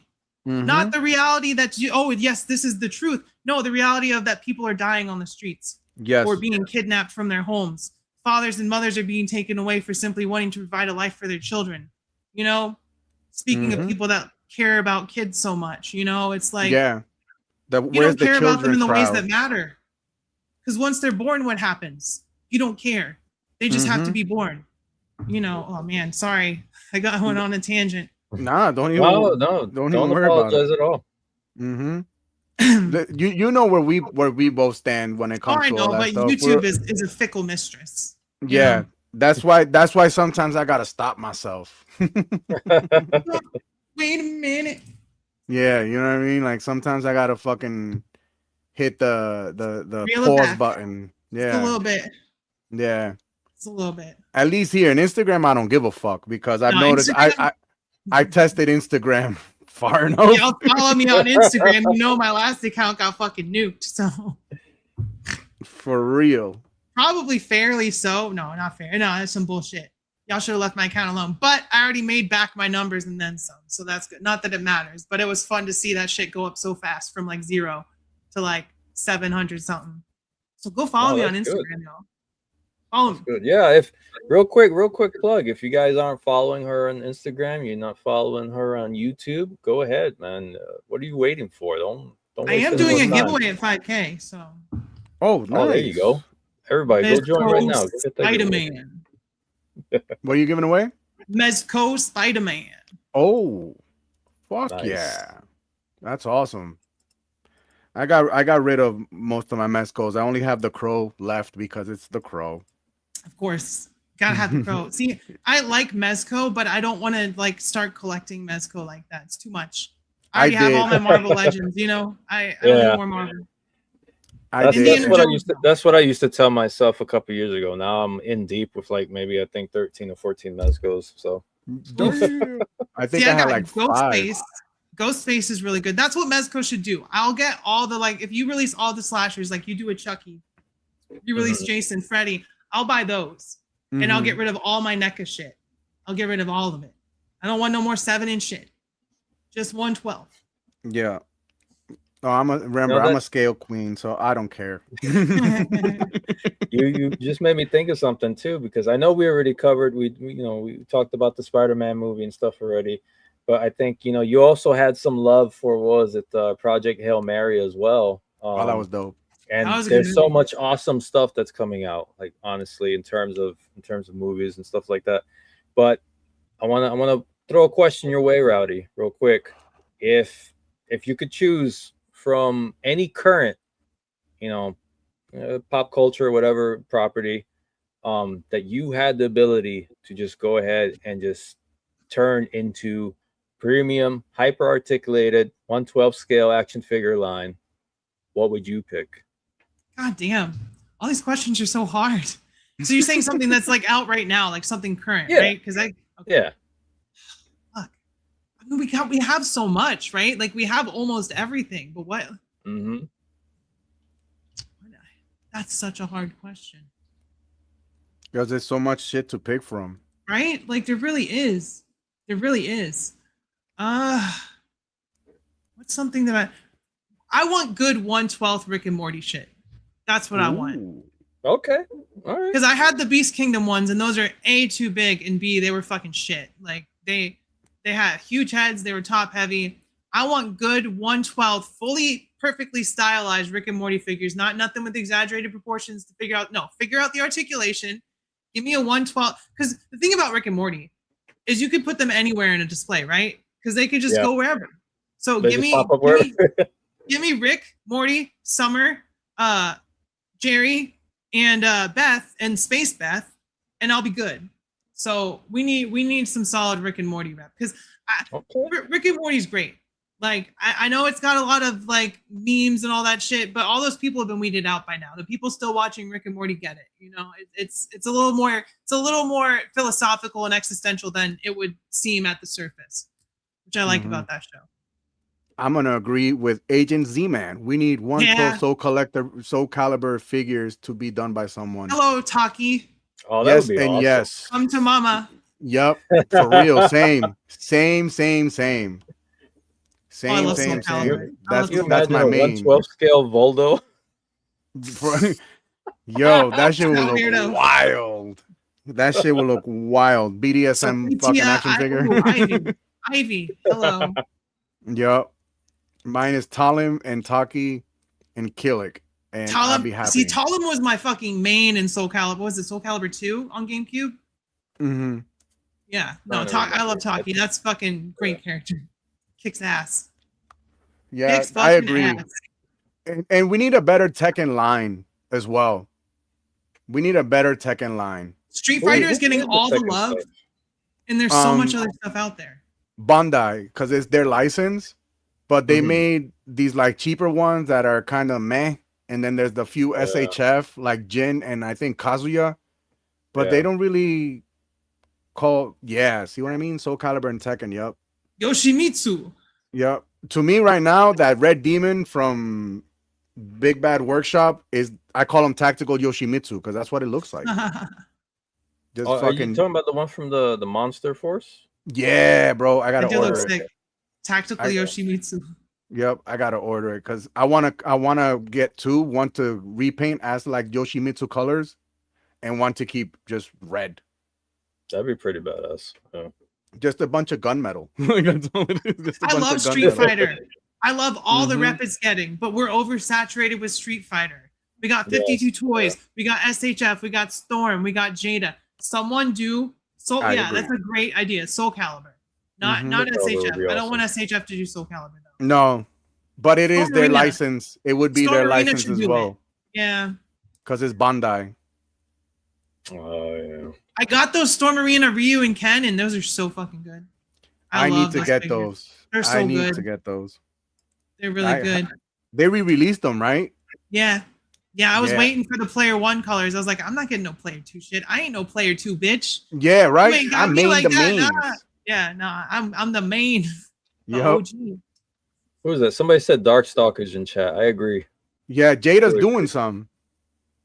Are they? I guess No, they're Storm doing Arena's some. doing Yeah. Storm Arena's doing some. Storm Arena. They're doing Lilith is up for pre-order now. And then Morrigan, I don't know why they didn't do Morrigan first. Like, come on. Yes, I seen They're that. I fooling seen that everybody once. one at 5K, and it's on my possible to-do list. It's the actual Yoshimitsu from Tekken 3. It looks amazing, and that's Yeah. one of my favorite Yoshimitsu styles, where he looks almost like an alien. Hell yeah. Oh, borderline xenomorph. Nice. It got quiet and weird. No, it's not weird. I'm just fucking lit as shit. I've been puffing this the whole time. My stuff keeps freaking freezing on me. I really apologize for my connection issues tonight. Don't Jeez. worry, brother. Hey, Don't worry it's about better it. than the time you had the logo over your face the whole time. That is true, and that was totally my fault. What was that? That was I'll own I that felt one. so bad. right? I was like, all you gotta do is go click there and take it off.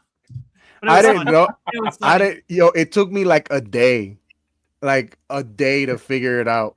I It was was sitting really there fun. pressing everything till I finally was like, yes, finally. What the fuck? Yeah, I own that one. That was great.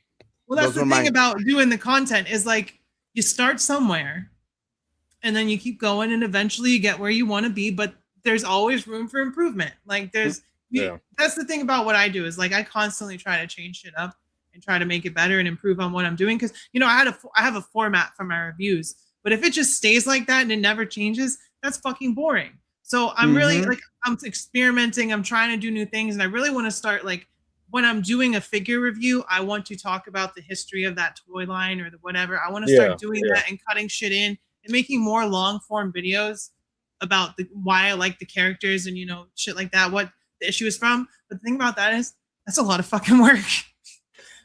That's a lot of fucking work. Like it can be, and like I had mentioned earlier, just looking at the stuff that you got up, and I just love the diversity to it, because like from the ones that I cherry picked and the other ones that I stayed and watched over and stuff, like there's honestly not I'm not, I'm being fully honest here and transparent. There wasn't a single format that like I wasn't a fan of, because I enjoyed like the how you basically tackled each separate one. It was like, okay, it's playing some freaking Minecraft right now. Okay, let's do this. This is fucking fun as hell. Now talking about the movies. All right, I'm listening. It's good. Like I fucking agree with it. I'm there fucking laughing. I'm reading along and shit like that. And it's I like that you're able to, and again, I know you were talking about it's thanks to the ADHD and stuff like that, but I just like that you're able to just like apply yourself in, I guess, that many directions. And to me, obviously, it might be different to everybody else, and different to yourself. But to me, it just feels like I like the direction and the paths that you've taken for each of those things.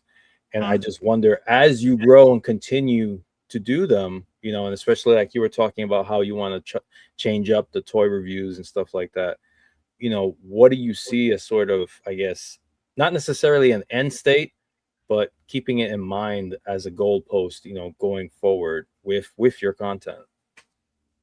I mean, that's the thing, is like focusing on one thing is really hard for me. And also seeing 5 years from now is also really hard, even a year from now. I don't know I don't know what's going to happen. I don't know what's going to happen to trans people. I don't know what's going to happen, to me or any, that's the thing. So I just focus on whatever I'm doing.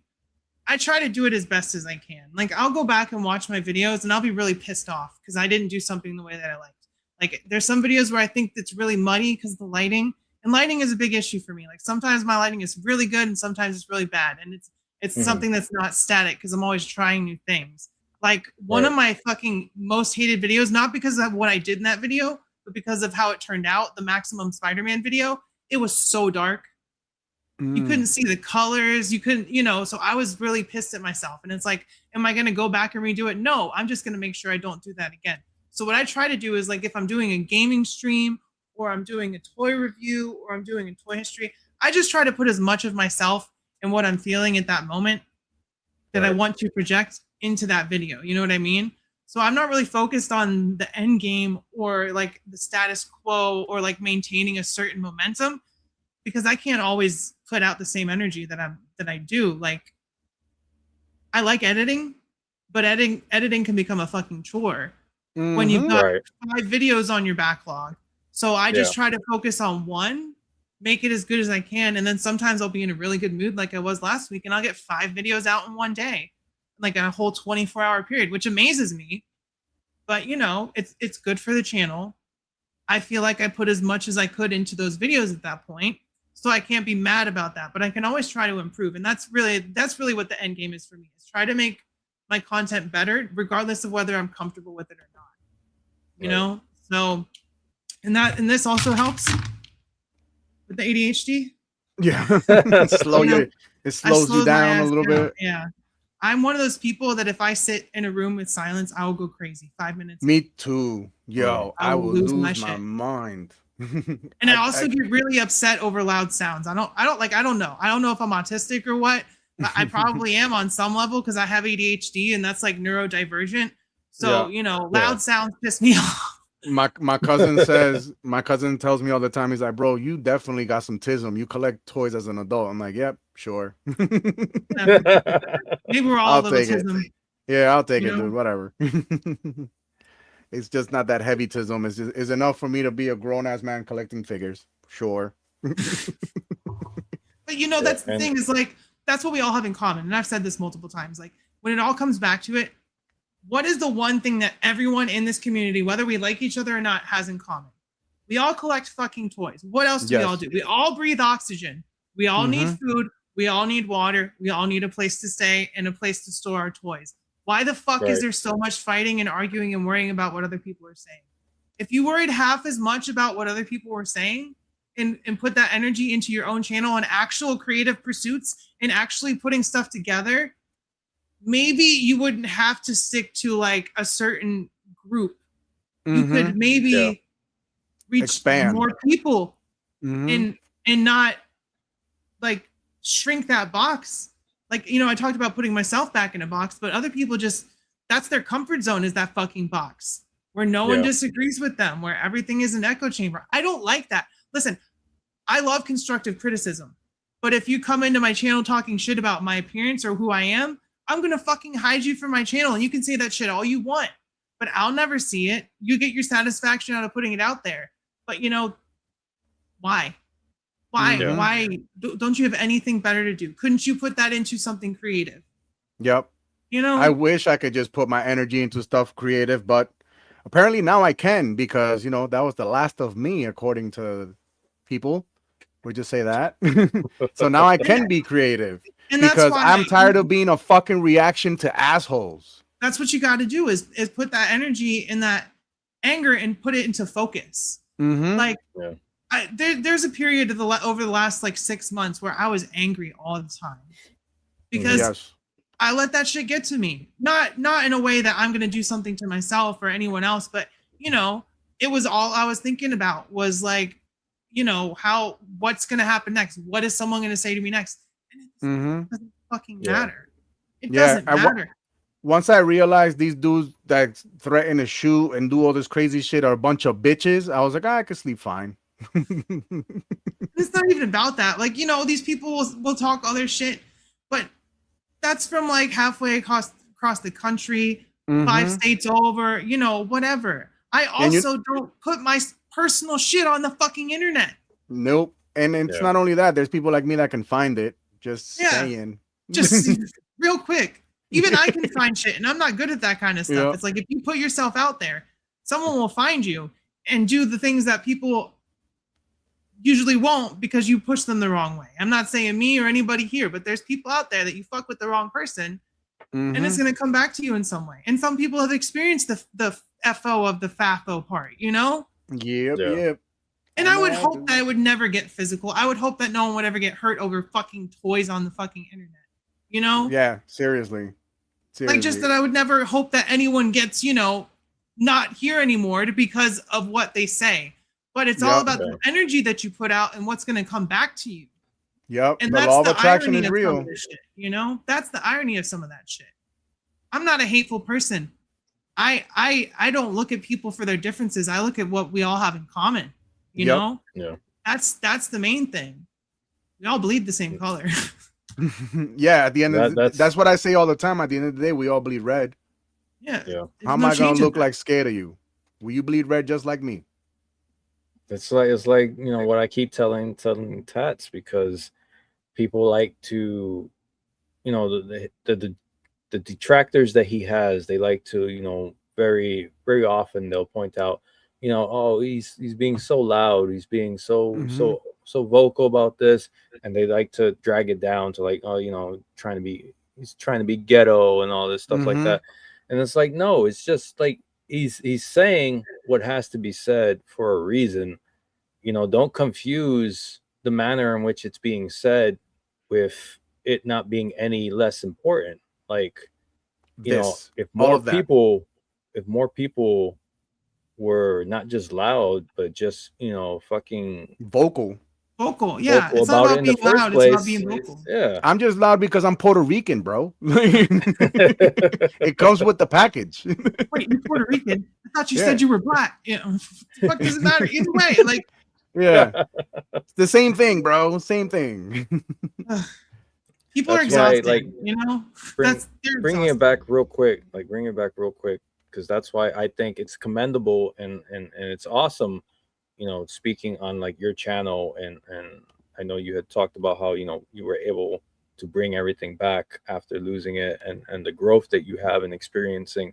And I just wanted to point out, especially with the way you carry yourself and how you put that content that you have out there, I think it speaks for itself that that you're doing so well and having all these people looking in on your shit to begin with, you know, because of how you're presenting yourself and what you're putting out there compared to certain people that, like, every chance they get keep bitching and moaning about supposedly under a shadow ban, and that's why not that many people are looking at them and stuff like that. It's like, no, like, there's a very clear difference. There's a very clear reason of what's going on.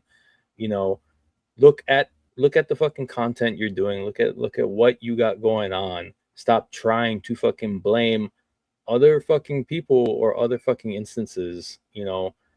And when it comes to other creators, you know, such as yourself, Rowdy, and especially like with Tats, like with our channel, with the channel that he has here for Financial Mistakes, it is our channel.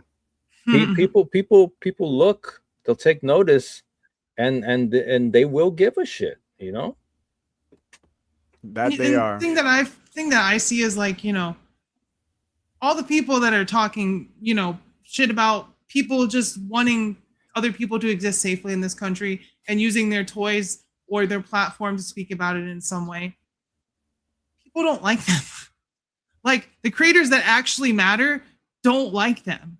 Like, it's one thing to have a group that's an echo chamber, not just one channel, but like a whole like subspace of the ToyTube community. That is, you're not the majority. You have some sway over the same group of people that frequent the same channels. You know, I've heard this before from other people, like my friend Maximilian. They all share the same group of subscribers. If one of them gets pissed off at the other one person is going to lose all the same amount of subscribers, and they're going to go to the next. You know, it's just a fucking circular reaction. It's a closed loop. It's a circle jerk. So far. Yeah. Well, you know. It's a and people like to think that I'm like upset about someone. It's like, no, I'm just pointing out their own fucking shit. If your own fucking shit gets you in trouble with your family, your job, whatever, that's fucking your fault. Yep. That's your fault. If you want to make a toy line that fucking sucks and talk shit about everyone else's toy line, and the second someone critiques yours, you get upset like a snowflake, that's your fault. Yep. You don't have to pay attention to that shit. You know, you don't have to pay attention to it. I don't pay attention to it. I fucking blocked so many people. And some people may see that as weak, but I just see it as keeping my own peace. No, you're keeping your own peace. Yeah. I'm masochistic. I guess I like the hits. You know what I'm saying? Yeah, hit me, daddy. Like, you know, see, I just want to make my fucking toy content. I'm very comfortable with who I am, so I'm not afraid to make those fucking jokes. You know what I'm saying? Like, that's just what it is. Everybody here is comfortable with themselves. Like the most like positive masculinity is the dudes that can cry and make fun of themselves, but also be protective of everyone else, not just people that align with what they believe, but everyone. Like, you see someone on the street getting bullied, it doesn't matter what their skin color is. You stand up for them. That's positive masculinity. That's, you know, it's just, that's how my mom taught me. My mom taught me positive masculinity. She always taught me. Usually it takes a woman to teach that shit, because empathy is supposed to be trained out of men. You're not supposed to feel feelings. Like they tell men, like, and boys, like, oh, if you do that, you're a pussy. If you cry, you're a little bitch. If you do this or that, yada yada yada. And, you know, maybe someone is a little bitch and they just want to be that little bitch all the time, and it's fine. You know, it doesn't matter. That's their problem. It doesn't matter. Yeah. You know, like, I don't get it. I really don't. People just gotta let people live their lives. And that's, at the end of the day, the one thing I've been advocating for is, like, do your thing. Just leave people the fuck alone. Like, what the fuck are you names out of your mouth? Yeah, what are you gaining out of fucking bringing people up just to look like a fucking whack ass milquetoast bully? Keeping your views afloat. That's it, really. Yeah, that's it. Yeah. Because when all you do is talk hate, and those are the people supporting your channel, that's the only thing you can do. You compare you compare a 6-hour hate stream to like an actual video of someone's, and the views are astronomically different. You know? Yeah. Because people don't give a shit what you have to say unless you're in drama.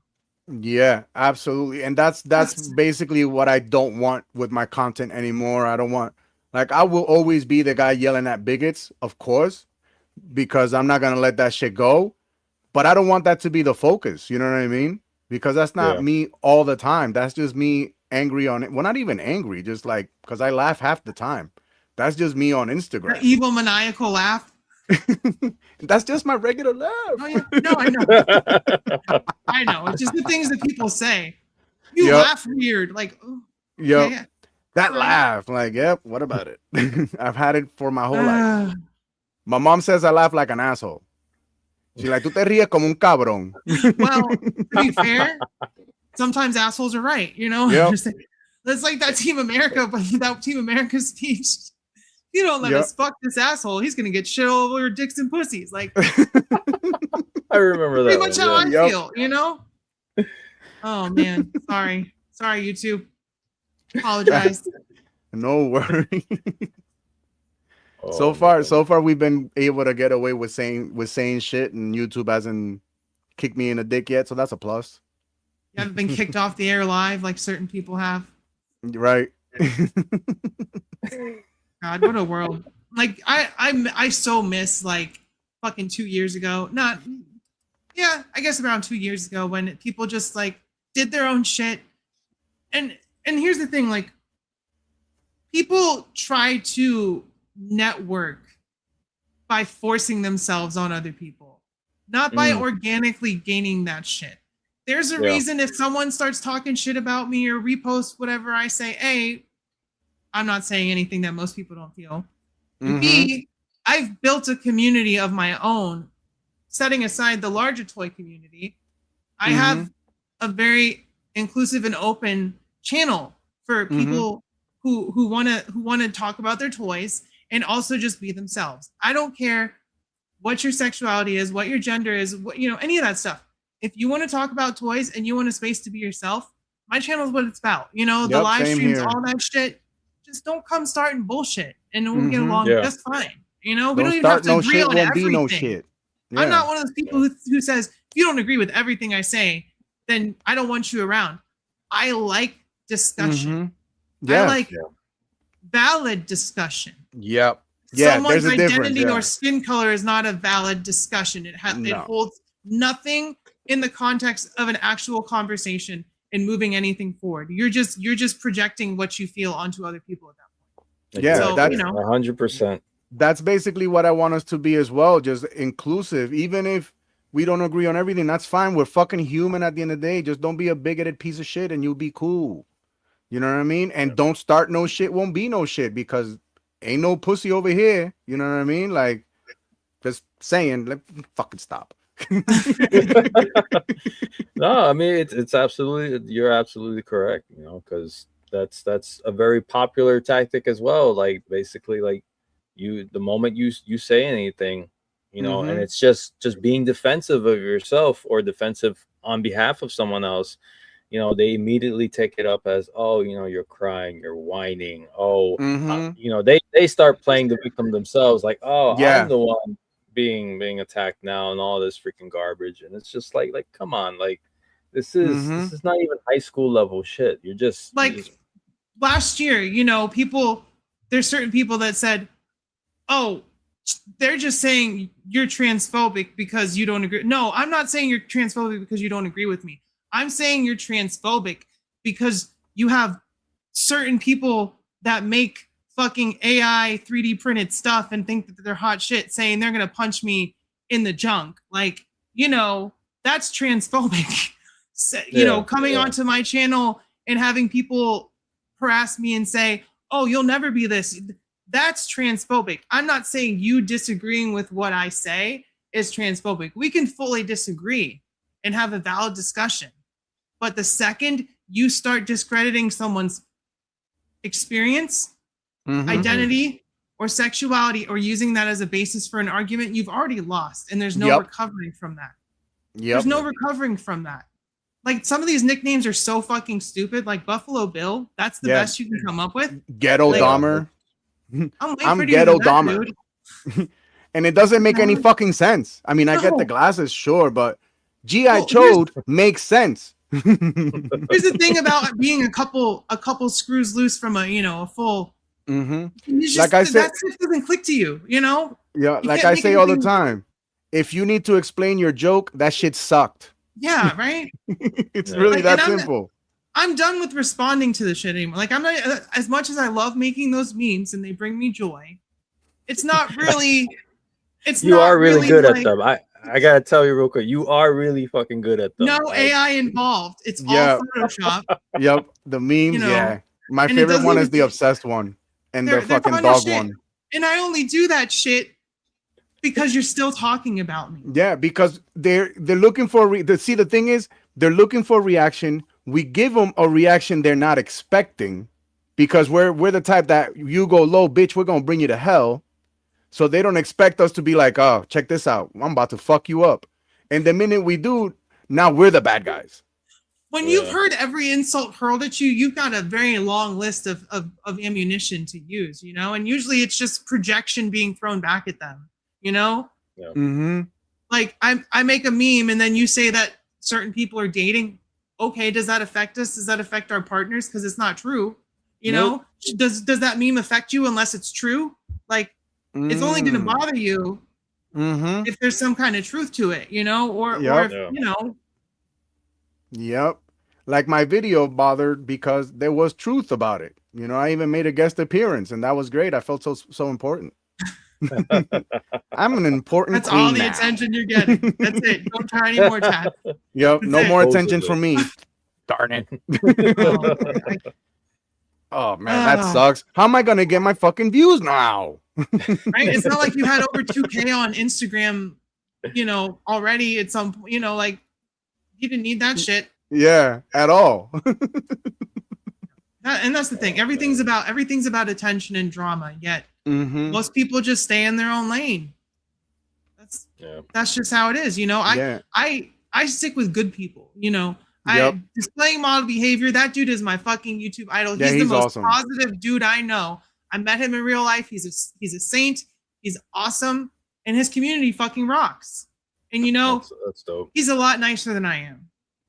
He keeps it civil and all that stuff, and he just lets people do what they want to do. But I know who Dave is. He's a great guy. He's awesome. Just like D Amazing is another really great guy. I idolize these people. I've watched their content, and it's great to be in their chats for one. But we're trying to get D in there on the pod because he's one of the OGs. I think we all started watching first. He is such a good dude, and he's gotten so much shit from shitty people for one reason. Well, two, because he makes money off of his hobby, and because of the other reason. That's pretty much it. And okay, jealous much? Like, dude puts out. He works harder than any YouTuber I know. The amount of content that he puts out, and his videos are different. There's not a lot of editing involved, but I love watching his because he's so thorough. He's so good at the articulation. His voice is relaxing. He's got the fucking pristine lighting and setups. He reminds me to drink my water. Exactly. He's the fucking goat.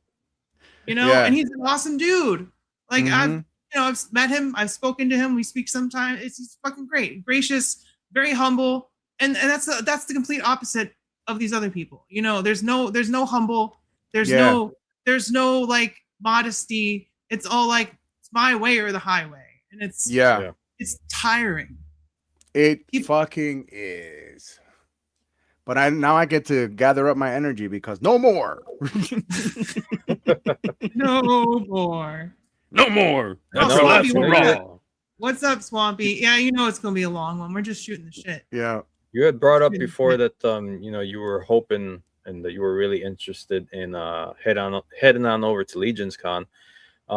Is there anybody in particular that you're hoping to maybe meet for the first time or run into if you do happen to head on over there? That's the thing. Like, I'm super nervous and anxious in real life. Like, I get comfortable and I'm okay, but like meeting new people is very hard for me. I know D's gonna be there. That'll be awesome if I get to hang out with him again. There's gonna be a lot of people there. Like, the con I was talking about earlier was very small. It was one display room and then the lobby. And then Maryland Toy Expo was like the opposite of that, but it was like an expo center. It wasn't like there's industry people. There's all this. It was those people were there, but they were just there to sell toys. You know what I mean? Yeah, and it was much smaller scale. But I'd love to meet anyone who like wants to talk about whatever and is nice and is supportive of not just me but other people. That's the thing. Yeah. If you're fucking nice to me or whatever, and then you go on someone else's channel and you're a fucking asshole and just talking shit just to talk shit just because you don't like somebody, I don't really want to, I don't want to associate. Yeah, like because you're being fake to me, and that's happened. That happened. I had people that were super supportive, and then the second someone tells them to jump, they say how fucking high. Yeah, and it's like, well, high enough to fall off the building, pretty much. Like that's what you're doing by just doing this shit. So I want to meet awesome people. So it's not anyone in particular, because I've met my idols. I met Dave. I met D. What's to go from there? Like, I don't know. Yeah. At the Dark Multiverse, Jay Hernandez would actually be on the pod sometime in October. Everybody keeps asking me, how do we get these people to come in our show? It's really simple. We're not assholes. Listen, we're not. I guarantee you. I mean, we can be. If you message someone on Instagram and you're interested in talking to them about what they like, what they want to talk, more people are open to it than you think. My first interview that I did on live was D Amazing. I shot my shot, and I really wanted to talk to him and pick his brain, and we ended up talking about Warhammer and all this stuff that I didn't intend on talking about. And I learned a lot about the dude who I'd been watching on YouTube, and it was a great experience. And you know what? Yeah. I hope it was a good experience for him. So that just shoot your shot. If you want to talk to someone, message him. Yeah. Jay Hernandez is one of my favorite people to watch, and I try to pose like he poses because the dude is amazing at fucking posing. Like, yeah, he's smooth with it. straight, he's fucking nasty with it, bro. I Yeah. seen He that knows how man to work them pose up Johns. McFarlane. I seen him pose a McFarlane, and I was like, how is it moving like But that? McFarlane can't pose. Yeah, I can't move it like that. How the fuck are you doing it? I like to move it. Oh man. What up, Webby? Swampy David is a good dude. He hit me up to feature some of my. Yeah, Dave is such a good dude, and he, that's the thing about him. He goes and when he's doing a video, like a long form video, he will go find other people's videos and plug them in the video with the little clips and stuff of the figure that he's talking about. Because he doesn't have all these figures. He's just trying to help you build the best like display that you can, and that's Dave. He does the rankings and all that stuff. But yeah, he puts the rep out there for other creators, whether he knows them or not. He'll just, I'm sure he reaches out like Swampy said. But Dave is such a good dude. If you guys, if anyone has not watched or subscribed to Displaying Model Behavior or D Amazing, which is kind of shocking at this point if you're not subscribed. If you're not, at this point they're like the OGs. A little bit smaller, but go subscribe to Dave. I guarantee you, if you catch one of his live streams, he is the most gracious, awesome dude that you can enjoy spending an hour with on the internet. Like just such a good dude. We should try to get him on TG. I don't know about the time differences because I know he's overseas, but we should right definitely now try. He's in England, so it's like 5 hours ahead, and then when he goes back to Hong Kong, he's like in the morning when we're at night. Yeah, that's gonna be one that might have to get recorded. That dude is a man of the world. He's lived everywhere. I know. He's lived everywhere. I fucking wish. The only place outside of here I've gone is Puerto Rico, and it's still part of this shit. Right? Go back to where you came from. You mean the U.S. territory, Puerto Rico? Yo, if you knew how much I hear that, and I just ask him, okay, send me a fucking money so I can go trip on vacation. I'll go back to Puerto Rico, please. Yeah. Go on vacation. I haven't seen my cousins. That. Yeah, I haven't seen my cousins in a couple of years. Send me the money so I can go on vacation in the United States still. Yeah, send me money so I can go live back in Ireland, please. I would love to go back to my home country. I swear to fuck, Ireland's based. Fucking love Ireland. Who was it? Kneecap. Those dudes are awesome. They're from out there in Ireland. Yeah, those dudes. Their movies. Irish people stand on business because they were fucking stepped on by an empire as well. The fucking imperialistic bullshit of the British. There was no potato famine. They stole all the fucking potatoes and chased the Irish out of their home because they wanted it. Yep. And that's why Irish people don't stand with no fascism. I'll tell you that right now. Fucking love it. Yeah, same here, AC. I learned how to pose from watching him and watching Just Jay. Because to me, those two right there and Boog, like that's like the trinity of like posing and photography. The holy Trinity. Know what I'm saying? Boog created action figure photography. Remember when he said that? Remember the words that never happened before? The words that never existed. We had a whole podcast debunking that shit, and they still say that shit. I invented taking pictures of toys. I'm outraged that someone said that. Nobody said that. Literally no one said that shit. Like he said it on his pod, he said it on our pod. It's been said over and over, and yet these motherfuckers continue to beat a dead horse saying the same shit. I wonder why. Yeah, because they got nothing. Racist. Well, because they're racist first and foremost, and then secondly, because they got nothing. Yup. That's a fact. That AC, does Mountain Dew count as water? I already drank my bottle of water. I ran out. It's close enough. Book created toys. Right? All the way back at the beginning. But yeah, those dudes to me, those were like the three that got me heavy. And Shardamus, can't forget Shardamus. But him was mostly the reviews. He shills me figures. See, I kind of do have a little beef with D because he made me buy the fucking gun girl, the Romanki gun girl. Yeah. Fucking $250. And I was like, this fucking hurts. But I have to buy it because D made it look so good. Yeah. I forgave him. It's all good. I don't hold no grudges like that. Yeah. I think for people to use the word shill, they shouldn't have a toy company owner be half of the podcast. Just throwing it out there. Don't buy their stuff. Yeah. Buy my stuff. Yeah. Yeah. Buy my gappy shouldered figures. Yep. Oh, can we talk about how ass those look like? I'm not trying to start shit, but those are really badly designed figures. Like, all connotations aside, they all look pudgy. Sunfire ass shoulders too. Some Sunfire ass fucking shoulders. Like, they all look pudgy as shit. Yeah, like they had one too many. One too many subs. That's why I'm looking forward to the what was it, the MP Big Bad Workshop. From, Big Bad, they're killing it, and I love Big Bad Workshop as a company. Yep, and you've seen there's a huge difference. There's a huge difference with Big Bad. Like they're doing a range like bank robbers, fucking cheerleaders, all kinds of shit. I'm so happy about that Tick line. I fucking love that shit. I need to get that one. It's really good. I just watched the whole 2001 show, the whole fucking 9 episodes that we got. That shit was funny. That was a good show. Yep. I was watching the newer one. That was good too. Yeah, there's a new season supposedly coming to Netflix soon. No way. Of the newer one. Yeah, that's why they have it on Netflix. 3? Yeah. Oh, nice. Oh shit. Because that show was really good.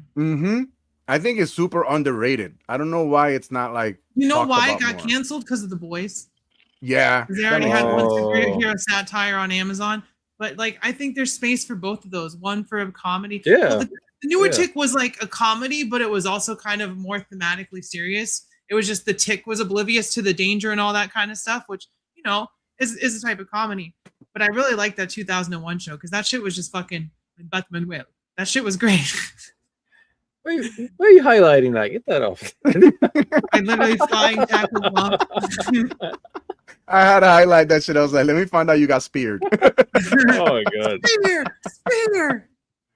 All right. No, so we've been, you know, we kind of moved on to a good point there where we were talking basically, you know, about all the different people that we're more than comfortable with, and you know, the awesome people within the community that, you know, would be great to not only just hang out with, but, you know, continuously contribute to the overall community in terms of not just, you know, content and stuff like that, but always bringing in new people as well, because, you know, you can see it from the chat comments and stuff, like, you know, how much they've done in terms of like, you know, oh, I learned how to pose, oh, you know, these reviews helped me purchase this, all that stuff. And this is something that Tats has been talking about more recently, and I think I'm going to start trying to work more into the show. You know, he's kicking around this idea of wanting to do like a collector cookout. Yep. And, you know, it got me thinking a little bit, and just one last question I got for you, Rowdy. You know, what exactly would you bring to this collector cookout for the rest of us? That's like food? One. Like food? Yeah. Oh, shit. Food or drink, you know? Yeah. Fuck, I'm a good cook too. Like I really am. You want to rock the grill? I mean, yeah, like I make really fucking good burgers. You might have to fight my wife, but yeah. I do steak. I only cook steak medium rare. If you ask me to cook it more than that, I will just fucking throw it on the ground and say that's what you get. So if you don't like medium rare steak, then don't ask for steak for me. But actually, I cook it a little bit better for my partner. I regret it. I do it every time, and I'm like, how can you eat this? It's so dry. And she's like, I love it. Whatever. You put ketchup on it too. It's fine. Whatever. Just destroy it. But I make some good ass burgers. Not just grill specifically, but I guarantee you, my burgers are really fucking good. I put this. I've seasoned that shit. Not just salt and pepper, but I season it. It's fucking good. Oh, okay. You know what that double life is like. What else could I bring? One more thing. Homemade like mashed potatoes. I make some good ass homemade mashed potatoes. I don't buy no store-bought ones. I'll boil like fucking potatoes for fucking 5 hours, make them fucking super soft, put like 3 sticks of butter in there, you know, like make them nice and fucking. So burgers and potatoes, that's what I got. That's what I'll do. Okay. All right. Some white people shit. Sorry. Hey, good food. Depending on how all this stuff goes, I definitely want to make it happen. Like, I want to have a cookout where it's all of us talking shit and then some tables set up. You know what I mean? The community block party. Yes. And have some tables set up where you could just do toy photography, or maybe if you bring your kids, they got their figures that you can play with. Just a day for the community. You know what I'm saying? Where it's not involved with me selling you anything. Because at the end of the day, I am a little bit of an anti-capitalist. You can get a whole lot of people to do that. You know, like there's a lot of people, and you don't have to take it all on yourself. You can say, hey, let's organize this together. I'll jump in there. I got friends. We got connections. We got people we can talk to. We could make it work together. You know, everybody. That's the thing about community. You do it together. You know. Hell yeah. And I think that would be great for all of us. You know what I mean? I think that would be something where we just get to know each other that much better. Figures and Munchies Day. Yep. Absolutely. I'll bring some tree too. I'll bring some fucking nice ass fucking sticky icky. We are the Avengers. I'm in Mass. That shit is legal. So you can just get that shit wherever. It's legal in Virginia, but we don't have dispensaries yet because our last governor was a fuck ass. So oh, for real? There's so many there's so many dispensaries here. It's like the choices are endless. They are endless. They fuck you with the taxes. I mean, right? You just legalize weed and tax that shit. Every state will be doing great. You won't. These red states won't need to be depending on the blue states for all their fucking Medicare and SNAP and all that shit, which they love to talk so much about. But it's all the poor white people using it, you know. Mm-hmm. The same people voting against it, which is fucking ridiculous. Oh, it makes me so ill. I'm just like, the dumb will stay dumb, and the rich will stay rich. Mm-hmm. That is a fact. Ain't that the damn truth? That is a fact. So do you guys want to call it a wrap? Want to keep going? However you feel. We're at 2 hours and 10 minutes. So however you guys feel. Want to do? I'm down. I'm off tomorrow. So I'm working tomorrow, but it's not till like 12. So it is what it is. I feel like my freaking setup over here keeps stuttering way too much. We can wrap it. We can always do a part 2. Yeah, we could do a part 2 for sure. I'm always down for that. We talked about stuff I said I wasn't going to talk about, but it's just right there. Yeah, but we kept it PG-13. We could have, you know, with me and you in one fucking stream, people were expecting a lot harder. That's not what I'm about, you know. No, exactly. I just like to make clowns look like clowns by clowning them, and then they do it themselves, and then I just reflect it back at them. That's really it. Yep.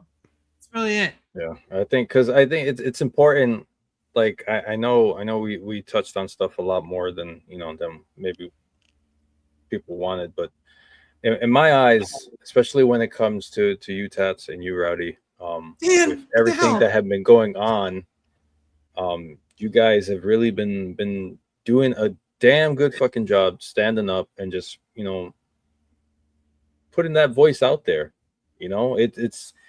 There's no ifs, ands, and buts about it. Like, you guys have been doing really fucking good with it. It's been commendable, and it's fucking inspiring too. Like, I'm not trying to fucking don't trying to gaslight fucking people or fucking try to blow smoke up people's asses.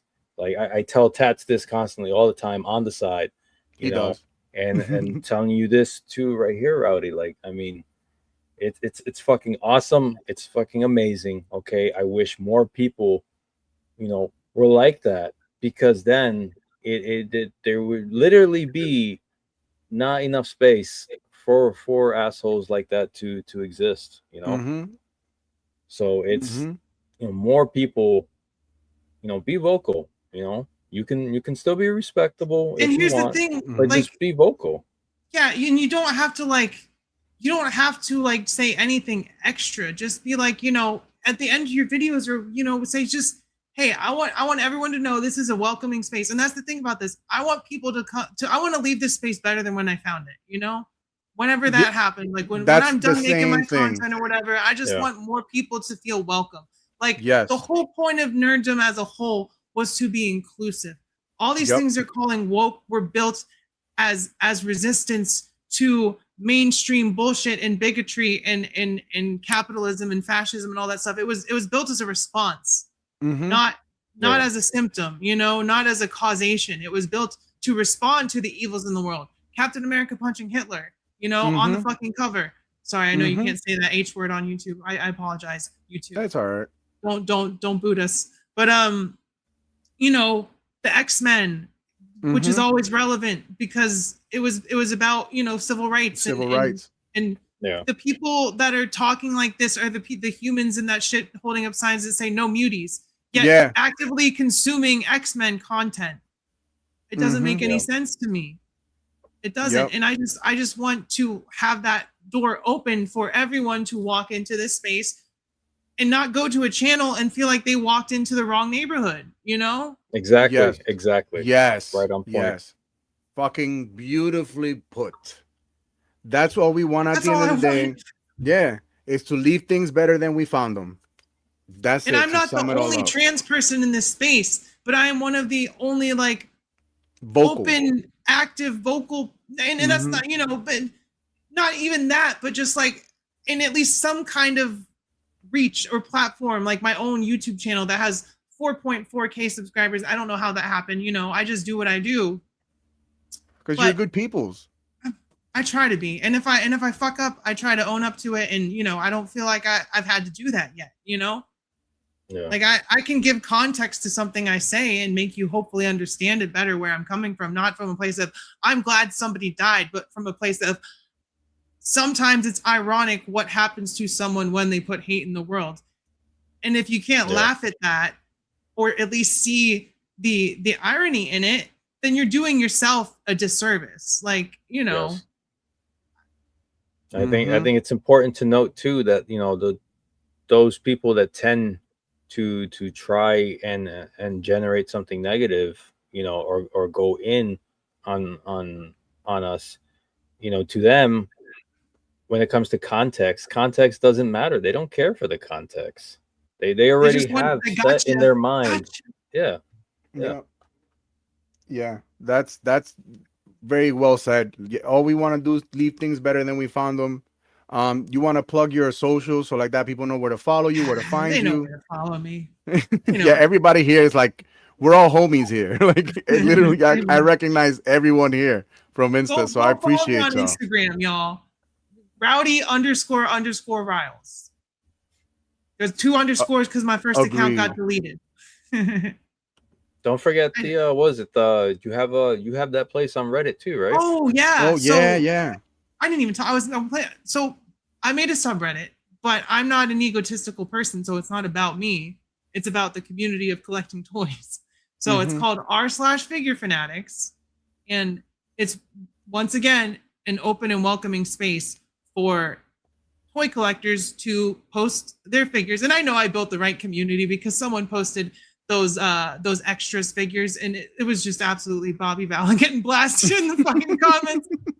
I was like, I made this for the right people, and I was like, this is great. But r/figure fanatics, we just hit like 1.4K as far as members, and that's since like I think March. So you know, obviously I'm doing something right, and it's not a thing about me. It's just something that I moderate, that I created for other people. You know, and that's the other main thing. Like my channel is for me, but the community is for everybody, you know? So check that out. That's really fucking awesome, man. It is, seriously. I don't know how to do Reddit. My bad. I'm too old. You just got to be really hateful and gross in the comments, and you got it covered. Oh, it sounds like my fucking all the upvotes. That's most of Reddit. That's not figure fanatics. I made it the opposite because r/action figures is like the biggest subreddit there, but they will. So when I posted, you know, clips of a certain channel and said, hey, y'all don't watch this action figure channel because this is what they platform, I was banned from the subreddit within 2 hours. Wow. So wow. Yeah. That's why I was I'm just gonna make my own.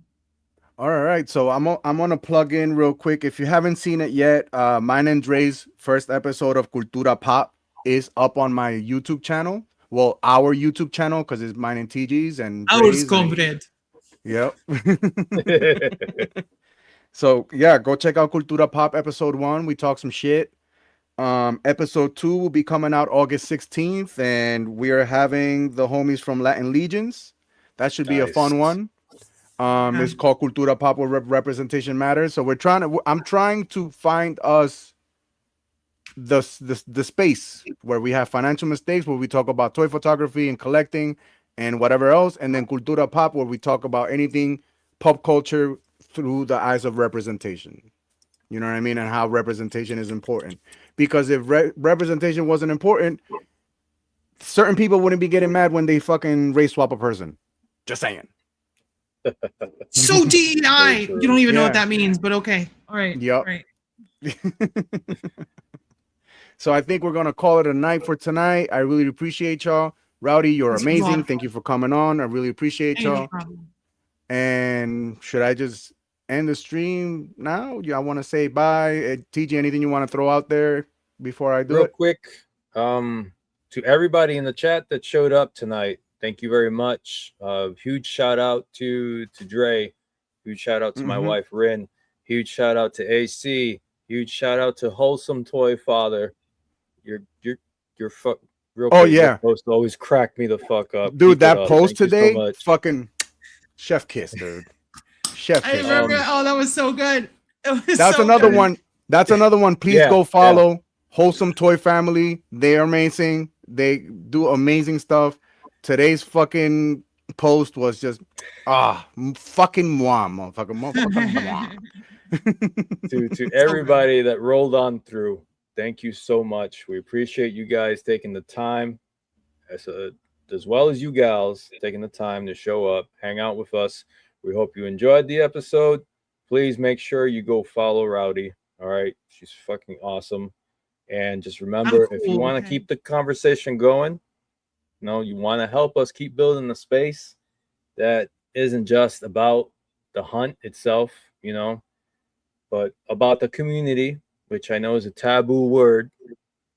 Please hit the subscribe button, all right, on all our socials.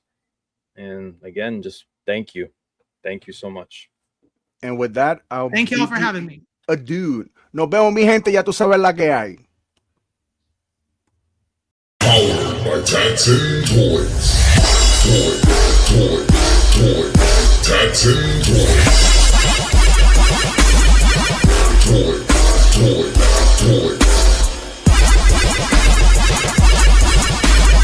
Powered by Taxon Toys.